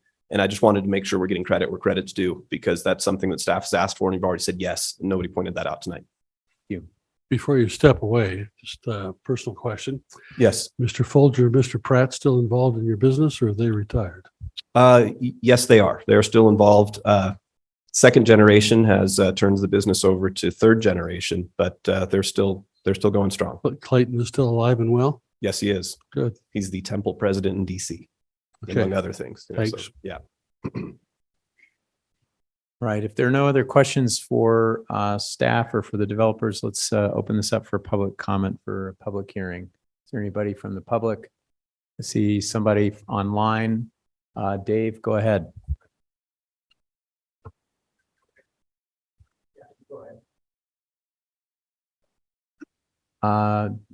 Dave online, your call. I see your hand raised. What is it? *6 he needs to push? Oops, he went mute. There we go. Okay, you can hear me now? Yes, go ahead. All right, thank you. Dave Horn, 65 East, 3900 North in Provo. I like this development. I have some concerns that still haven't seemed to be addressed. Being a rental complex, I kind of patterned that similar to the flats off University Avenue.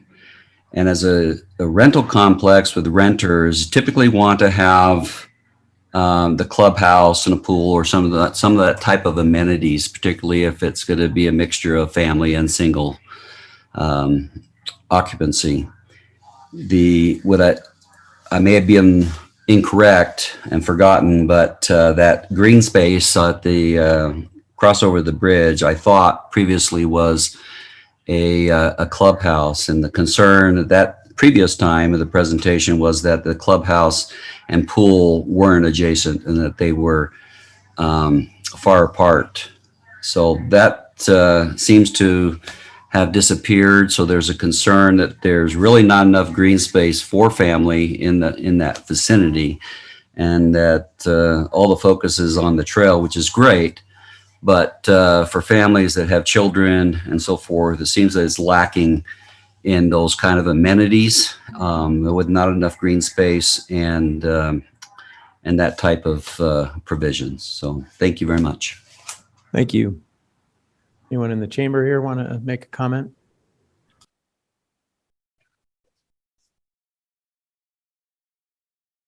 Before I begin, would it be possible to put up the slide that we saw just before this? Because if I had a pointer, I could go faster and tell you more things. They're getting, where's? Is this the one you wanted?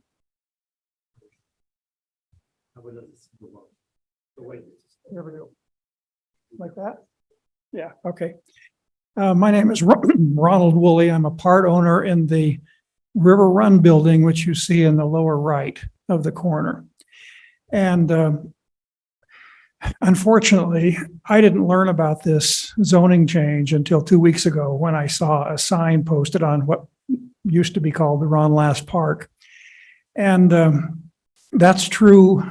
Then I talked to other building owners here on the perimeter, and they hadn't heard it either.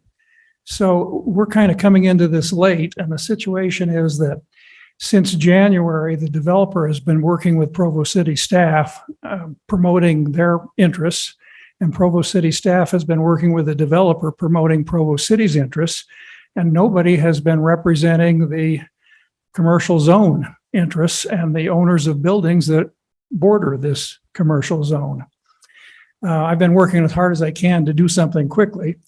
And I will tell you that my conclusion is that we're better off leaving this commercial for two really important reasons. One is if you look at the trail, it starts right along the Provo River, goes a mile north, and then goes across the footbridge up to University Avenue and down to the underpass. If we do this, we lose the opportunity to continue the trail along the west side all the way down to 800 North and put in a footbridge to get across to join with the Provo Trail again at the underpass. That opportunity will go away forever because this is residential, and the backyards would be against that, and residential doesn't want it. Commercial does. You can look at our building. We designed it because we liked the Provo Trail and access to it. The second thing is that there was a coal plant. Mr. Woolley, you're out of time. Sorry. Can I come again? We did get your email. If you have more information that you want to provide, you're welcome to send us another one. But I know I Okay. read it carefully. So Okay, I haven't heard a thing about the toxic coal ash. And that, to me, is a real serious concern for Provo City in terms of liability. Thank you very much. thank you.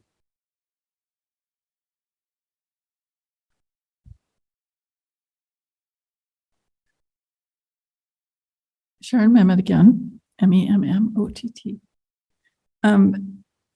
I also would love to see that slide again so I can kind of point out a couple of things. I didn't get to attend. I understood there was a neighborhood meeting about this and I didn't get to attend that. My biggest concern as somebody who uses the intersection where the cute green circle is almost daily is, and I understand there's sort of a road there. I never go west. I always go east. But if there would be a traffic light, and rather than where your red line is for the footbridge, maybe an actual road that could connect to this, that's up to you as project people. I don't know if you want to join. Seems like easier access for the creative office. My other comments mostly are simply for him as the developer. You said something about small children. I would put a small fence so they couldn't run straight for the river, as water is a magnet for small children. But I love, generally speaking, the project in general. It sounds like a good fit for the area.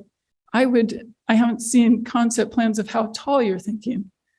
3 to 4 stories even would be lovely. But mostly let's get that traffic light up there. It seems like a good fit for that neighborhood. I know we frequently are trying to get turned into there. And if we're going to increase traffic here, we need a light at that stop. Thank you. Thank you. Thank you for leaving the map. My name's Matt Heaton. I own the building on the map. You see on the lower left, it's about 85,000 square feet. Excuse me? Oh, I'm sorry. I thought there was a question. City of residence. Oh, I live in Provo. I live actually on the Provo River. I have about 3 acres on the river. And if I have time, I'll talk about that. But I feel like I've done a lot for Provo. I've had many businesses in Provo. I've brought thousands of jobs to Provo. I have started a company, multiple companies. A bigger one you might know is Bluehost. That was a larger company. I have created multiple data centers. One of those is Provo Power's second largest customer. It brings many millions of dollars to Provo. And what I want in this, what I'm asking from you, because I have brought more than $1 billion to Provo myself with my businesses. And I would like a continuation of 90 to 120 days so that the surrounding businesses can understand the impact of this and the UDOT changes. I respect Provo. I love it, but I want Provo to respect back. And most of the business owners have not in any way been notified in a substantial way about this, myself included. So the last meeting with the city council, or with the planning commission, I missed, and I don't want to miss any additional, but I do want the people who this affects with these hundreds of millions of dollars. I want progress. I want the project, but you are going to lose access on that north side. Please don't kid yourself. You are going to lose access because the river floods on the west side. So if you really do care about that, you will protect that. Thanks. Thank you. You can come up next. I won't be long. Jeff Hammond again, Provo City residents. I agree with the council's concern about maintaining the river access. I grew up here, grew up there. I think this is a great opportunity for Provo to have that same stage of life thing. I moved here, and the only real thing you could do is find the way to come up with income to put a down payment on and have a house, because there's not a whole lot. And I think they've done a good job with, I think it's the River Flat apartments. So I think this would be great. I think it'd be great to have creative office. It looks like they're going to do beautiful things. I think it'd be funny for them to have a really nice residential area and not do something beautiful along the river. But I agree, it would be nice to have access. I do like the idea of crossing over, but again, that's someone else's property over there. So I think it'd be nice to make sure that's in writing before we move forward. I agree, you don't want to approve something and then not be able to do anything. And I don't know if that's at this stage, because I think right now we're talking about zoning changes, not property, what they're going to do on the property. But I don't know, because I don't know city code. So I think that's something to be important to look into. But other than that, growing up here, everything, fishing along the river, I think this is really cool and great for the city. Thank you. My name is Dan Heaton. I reside in Springville, but I'm general counsel for Ace Real Estate Ventures, which is the company that Matt owns. And just to kind of echo what he said, our main concern really is notice. We've talked to not all of the commercial owners, but a substantial amount that surround this area. Just to give you one example, there's a school called Scenic View Academy, which is it's a residential school for autistic individuals. Mr. Matheson was his name. Is he here? Okay, so he wasn't able to be here, but he had some significant concerns. Primarily, he chose that area based on its commercial zoning designation, just for the open area autistic kids that are there at the school. And he has significant concerns that he feels like he needs to address. That's just one example. There's a lot of anxiety, agoraphobia, things like that. It's not a small thing for him. It's a big thing because it's the nature of his entire business that, it was mentioned that that's kind of a dead end cul-de-sac, but that's why he chose the area. So this is a substantial change for him. We've got concerns in addition. There's traffic issues that we would like to explore. When we developed the north side of the parking lot of that building in the lower left, UDOT tried long and hard to get us to put a light in at the intersection of 800 North and 1550 East. We ended up not having to do that, but that was 10 years ago. And so the fact that this development's going to go in without any light when we're adding this development, that's a concern. So I would just echo Matt's request that we kind of kick the can down the road a little bit, just to give all of the owners an opportunity to voice their concerns, and we can address this at a later time. 90, 120 days. Hello, my name is Tim Heaton. I live in Vineyard, also here representing Ace Real Estate Holdings. One of the things that hasn't been adequately addressed is the issue of the pollution, the coal ash. A prior gentleman said he had no record that there was a plant. There was indeed. It was called Provo Steam Plant in 1936, later called Orem Plant, later changed to Hale Station. And I don't believe that the site of that building was actually on the direct piece of land called River District Residential. I do believe it was a little bit to the north of that, but by information, by reputation, by witnesses, that was a place where coal ash was deposited. That was a repository for coal ash, which is known by short exposure to cause nausea, dizziness, vomiting, throat irritation, diarrhea, shortness of breath. Long exposure causes various types of cancers, liver damage, kidney damage, cardiac arrhythmia, and neurological damage. Many people are aware of that. It would be a mistake for the city to proceed without requesting at the very minimum a phase 1 and phase 2 environmental study to determine the prevalence, the quantities, the locations, and potential impacts from stirring that up from development. That's going to need to be done. It sounds like people have spoken at this point purely on speculation without anyone having looked into it in a substantial and reliable way from official sources. So that's something we would request as well. As a final point, I don't believe UDOT's recent travel study took into account the surrounding buildings' levels of occupancy, which have been much, much, much below their maximum occupancy. So when they are full, as they will be, that's going to have an impact as well. Thank you.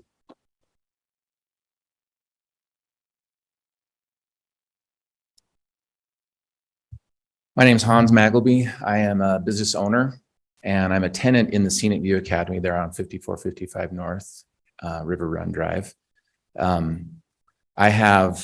We've been residents there for almost 20 years. We work very closely with the Scenic View Academy, and I know that they don't have any representatives here today.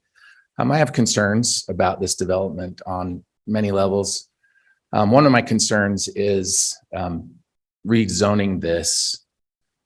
I don't see open space very much there in that River District Residential, and it looks like a lot of large boxy apartment buildings compared to, I don't know if the drawings that we saw were the townhomes or if that was actually the River Residential District, or the images that they shared in their presentation.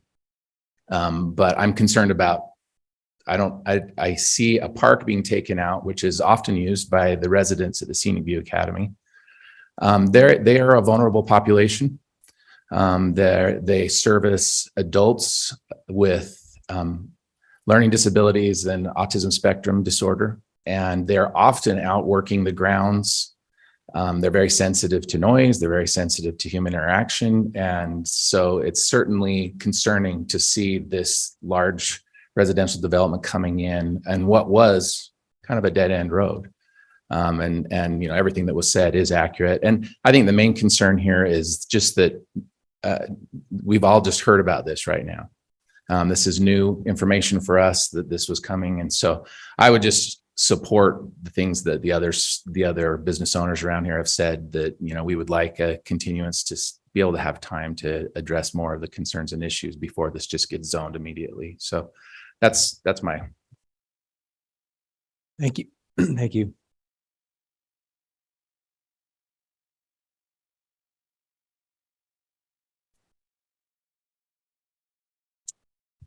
Good evening. Thank you for this opportunity. My name is Kevin Curtis. I represent Heritage Schools as the Chief Operating Officer.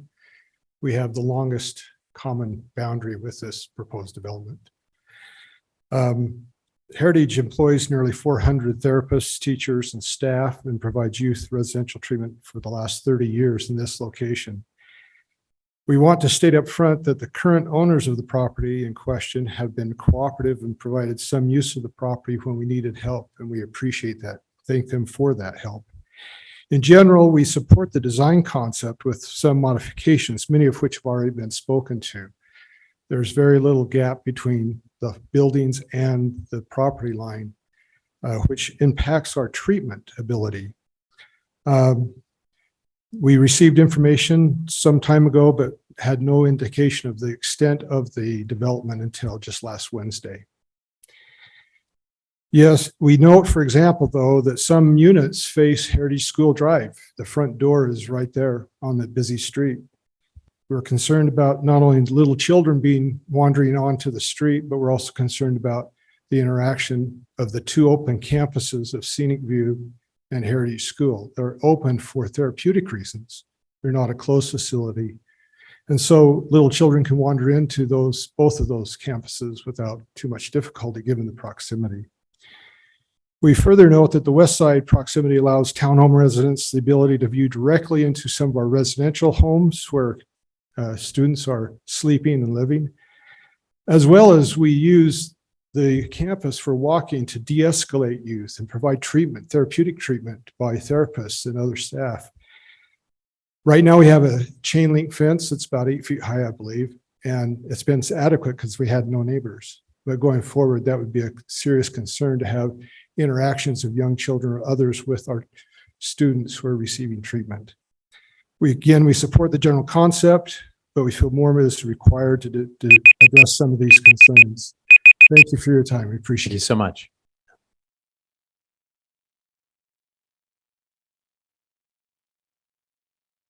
Hello, my name is Barry Webster, BARRYWBSTER. I'm a resident of Santaquin. I'm here kind of a twofold. One is I work at Qualtrics. We have a number of properties in the development. I report to our CFO. In discussing with him, he is completely supportive of this. I mean, it brings Qualtrics some positives, as we see is, again, we're a tech company. Qualtrics is a huge supporter of the Silicon Slopes. It kind of drags a little bit that here. I think one of the things that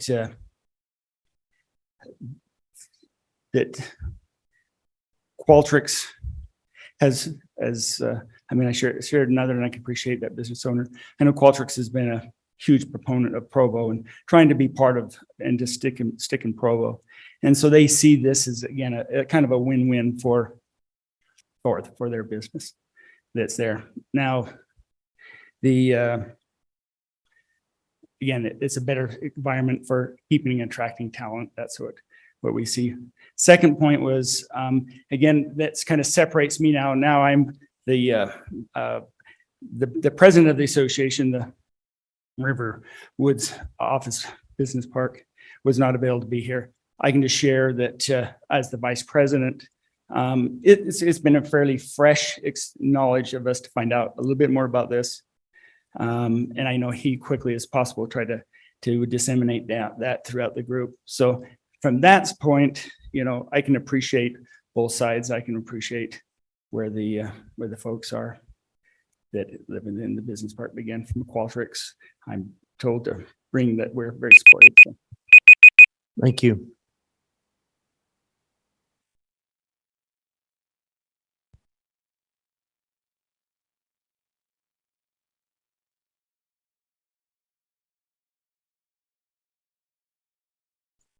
I'm Sam Woolman. I live in Provo, Utah. I'm encouraged the fact that the principal in this actually lives in Provo. How many of the rest of you guys live in Provo? Well, there's quite a few, considering a lot of these projects are totally out of town management. There's just businesses. They don't affect our heart because they don't live with the heart. I used to hike the Provo Trail long before there was a trail. And I believe that was in 1970. And I could hike all the way up to the power plant, and then I had to mess around. And it was not a real trail, but it's only very recently, and it's still in flux, whether the bank of the river belongs to the public or the adjacent owner. That may very well be yet to be decided. The fishermen still think they own it. The adjacent landowner think they have control. And that's still up in the air. Somebody ought to check that out.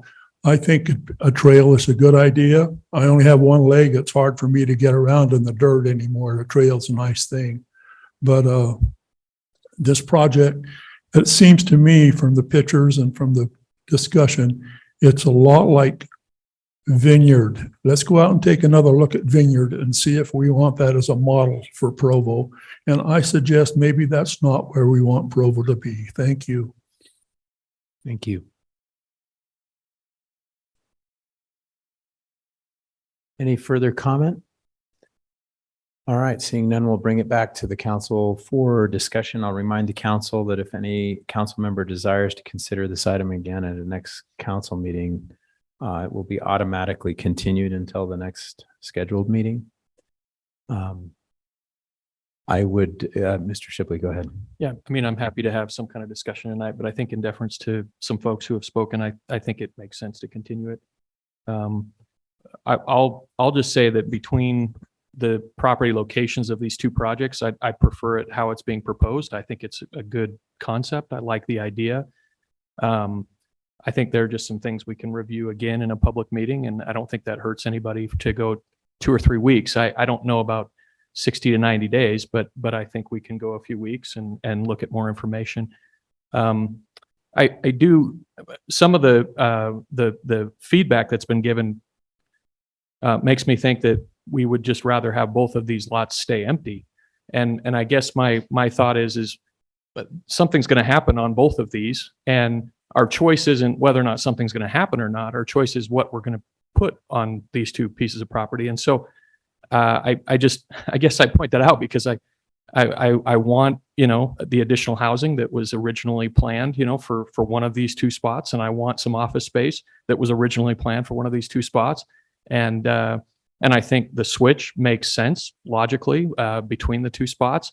So I think if we can get through some of the logistical issues and get some commitments about the property and easements and transportation and different things that we need to work through, which I'm confident that the administration will, then I'm supportive of this and I'm excited for it. So, but I would, having said all that, I think we should continue it. I don't know that maybe a round of discussion makes sense prior to getting to that point and actually formally continue it though. Are you asking for this to be continued? I guess that's my question. If it stops discussion, no. But that would be what I would intend to have the outcome be tonight. You can ask for it to be continued. I would simply encourage the council to be aware of the fact that it's going to be continued, and therefore, if anyone wants to make comments now, that's fine. But we don't. Then I'll have to, formally request. we that. don't have to have a protracted debate. I'll formally Yeah. request that. But it might be helpful for staff, I think, to know what are the Right. issues that need to be resolved between now and our next meeting. Mr. Fillmore? Yeah, I feel to echo Mr. Shipley's comments. I'll confess I'm a proponent to this development. I think it could do wonderful things for Provo, for our technology base, for entrepreneurial opportunities, for economic growth here in the city, our long-term tax base. But I think some legitimate issues have been raised. I think they need to be addressed. And so I would support extending this at least till our next meeting. Councilor Ellsworth. Yeah, I'm trying to remember if in Provo City Code, this is a question for staff. Do we require a mailer to be sent out to like all adjacent property owners within 500 feet? Okay, and that's pretty standard. in basically every city I've worked in. And you won't always get that mailer if maybe the mailing address is in California, or it's with some listed entity, or it goes to the office mailroom or something like that. But we do make multiple efforts to notify neighbors. One is through a mailer, one is through putting that campaign sign, yard sign thing out on the property. And then it's certainly everyone's interest who has an interest in Provo City to follow the agendas of the Planning Commission and the City Council and learn about those meetings and be able to participate. So I personally don't feel like this was rushed, but if people are going to feel better about another 2 weeks, that's fine. I do want to see a development agreement that secures an access for a trail on this property. And maybe there's some provision that says if during the time that the development agreement is active, if the opposite property owner on the other side of the river wants to proffer an easement or access through that, then that's fine. But I do want to make sure that we're securing for the future all possible pieces and connections of the Provo River Trail. I don't know how we could ever unwind some of the private property that's been aggregated around the Provo River, that citizens will likely never have access to that part of the river. So I don't want to see that here. And so that's what I'm asking for the next time we see this. I would second Councillor Ellsworth's request. I'd love to have more clear indication in writing of what the developers are willing to do in terms of trail and trail access. I said I was agnostic, which means, I can go either way. I mean, one advantage of having that trail continue to the north is that the people who are living there from the northern end can access along the river down. So that actually answers one thing. I was just sort of envisioning a dead end trail that doesn't do anything, but that would still actually be functional for the property, even if that's the limit to which it goes. But when you mentioned this other possibility that with this other property owner, that seemed even more promising. So I think I would, that's maybe the only thing I can think of with staff, is to just talk with the developers about what they're willing to do in terms of the trail and ensuring public access. And then, have another round of hearing. I think we had pretty robust feedback tonight from business owners in the area. And I'm happy to hear more. So I do think delaying it for another meeting is a good thing. Mr. Hoban, and then I'll be Councilor- quick. Sorry, was somebody before me? I think you wanted to make a comment. Did you? Go ahead. I just want to address a couple things that people asked publicly. The coal ash. We for sure acknowledge that is a serious health risk. And my understanding is from talking to development that they will be required to do samples, and the developer is going to want to do that. They don't want to take any risk or environmental issues or health issues with their development for sure. So that will be addressed. They'll have to do core samples and go through the environmental process there. The second thing was lights coming down from the Canyon Road. And my understanding is, correct me, Bill, if I'm wrong, but the UDOT is planning on doing lights there with this development, correct? I don't necessarily think a light will be done with this development. And Dave's still here. If I get something wrong, Dave, please correct me. I don't think a light will be done with this development, but the studies are being done now. There's been a lot of discussion already about design, but I don't think it's going to happen with this development. I think it's going to be further down the road. Is that correct, Dave? Thank you. Any further comment from the council? Mr. Hoban? Yeah, so I actually, Councilor Shipley got me thinking, at some point, this is either going to be a commercial building or residential. So I don't want it answered right now because that's out of order, but I'll stick around for 5 minutes. And if somebody could just explain to me why we're so opposed to residential as opposed to commercial, why, the ground's going to get disturbed. There's going to be people interacting with people at the Heritage School, whether it could be commercial or residential, right? So I guess I'll stick around and somebody can help me try to convince me one way or the other. Thanks.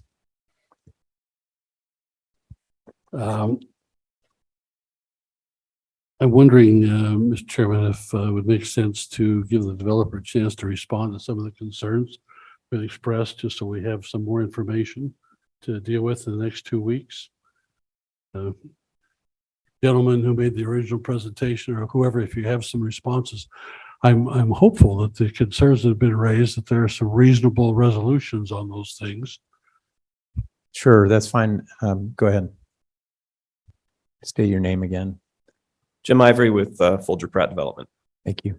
I took a couple notes and I saw there was trail, traffic, environmental, and there was also the first gentleman that spoke remotely. I didn't get his name, but he made a comment about open space. The way open space is calculated, and I'll just start with the open space comments. Since that came chronologically first. He said we don't have a clubhouse and a pool area. We actually do have a clubhouse and a pool area. Those two spaces consolidated create the 12% open space. The rest of the open space would be just like greenway, that's where, you go out your back door and there's a greenway, in between the two buildings. That open space is not part of the calculation. If we included that open space, we're actually up closer to 30% open space. So it does live a lot different than an apartment, and there is a lot of open space. Granted, some of that greenway would go away with the eventual construction of the road, but we greatly exceed the open space requirements, and we do have a proposed pool area and clubhouse / leasing office and facility. So there's so we have those amenities that someone would expect to have as in a rental community. As far as the trail goes, we can absolutely work with staff to amend the development agreement. We've already agreed to certain pedestrian connectivities and things in the current development agreement, but we can work with them and come up with something that makes sense. Traffic, I hear concerns about traffic. There is a traffic report, and I just want to kind of explain how the process works.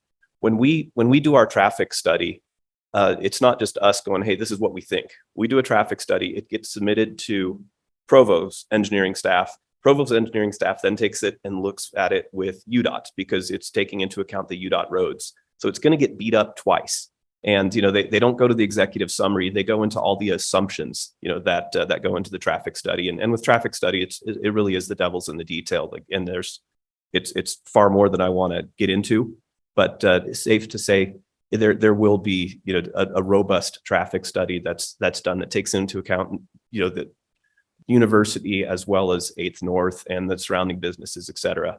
As we've sat in meetings and discussed 5600 North in that light, Provo brought together landowners, not just us, but the landowner to the north and those to the east, and said, what are your ultimate development plans? We want to take into account the traffic impacts from not just today, but the proposed developments. And so it's a bigger issue than just us. And we've also offered up and proposed to give a little chunk of land in the corner if needed to be, in order to accommodate the future signalization of 5600 North.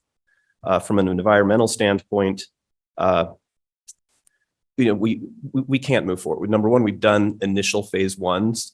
A phase one is when an environmental consultant does a historic review of the property, and so we've gone through phase ones, but we've done them piecemeal over time as these various parcels were accumulated.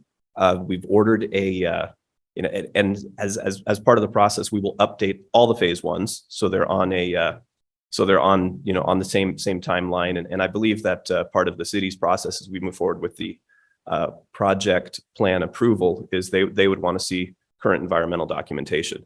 But just based off of some of what has been shared with us, that there is a possibility, or someone reported that there was stockpiles or buried fly ash in Ron Last Park, that's kind of new information. And so that would automatically dictate, when we go through the phase one and we give the interview to the environmental consultant, a recommendation of a phase two, which is you go out, you poke holes in the ground, find out what's there.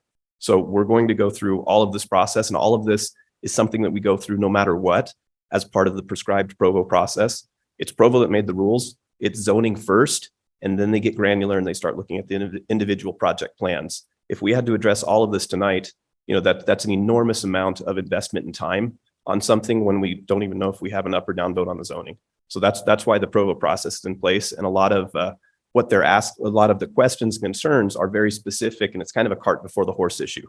But we know we have to do it and we're going to do it and we're just going to do it in the sequence that Provo has laid out for us. Thank you very much. One quick question, if I might. Yes. Do you have a name for this project? Right now we're calling it River District, but that's kind of a working name. You could do better. I'm sure we can. We have, we haven't brought in any creative branding types to put a name to this yet. All right. Thank you very Thank much.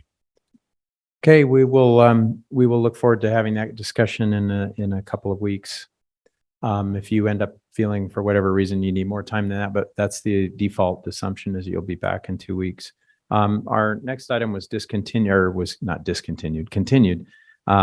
And so we are at the end of our agenda tonight. So if there is no objection, we will adjourn the Provo Municipal Council meeting by unanimous consent. And we should add that there are still refreshments Yes, over here there to are your food. right. There is Please food. help yourself.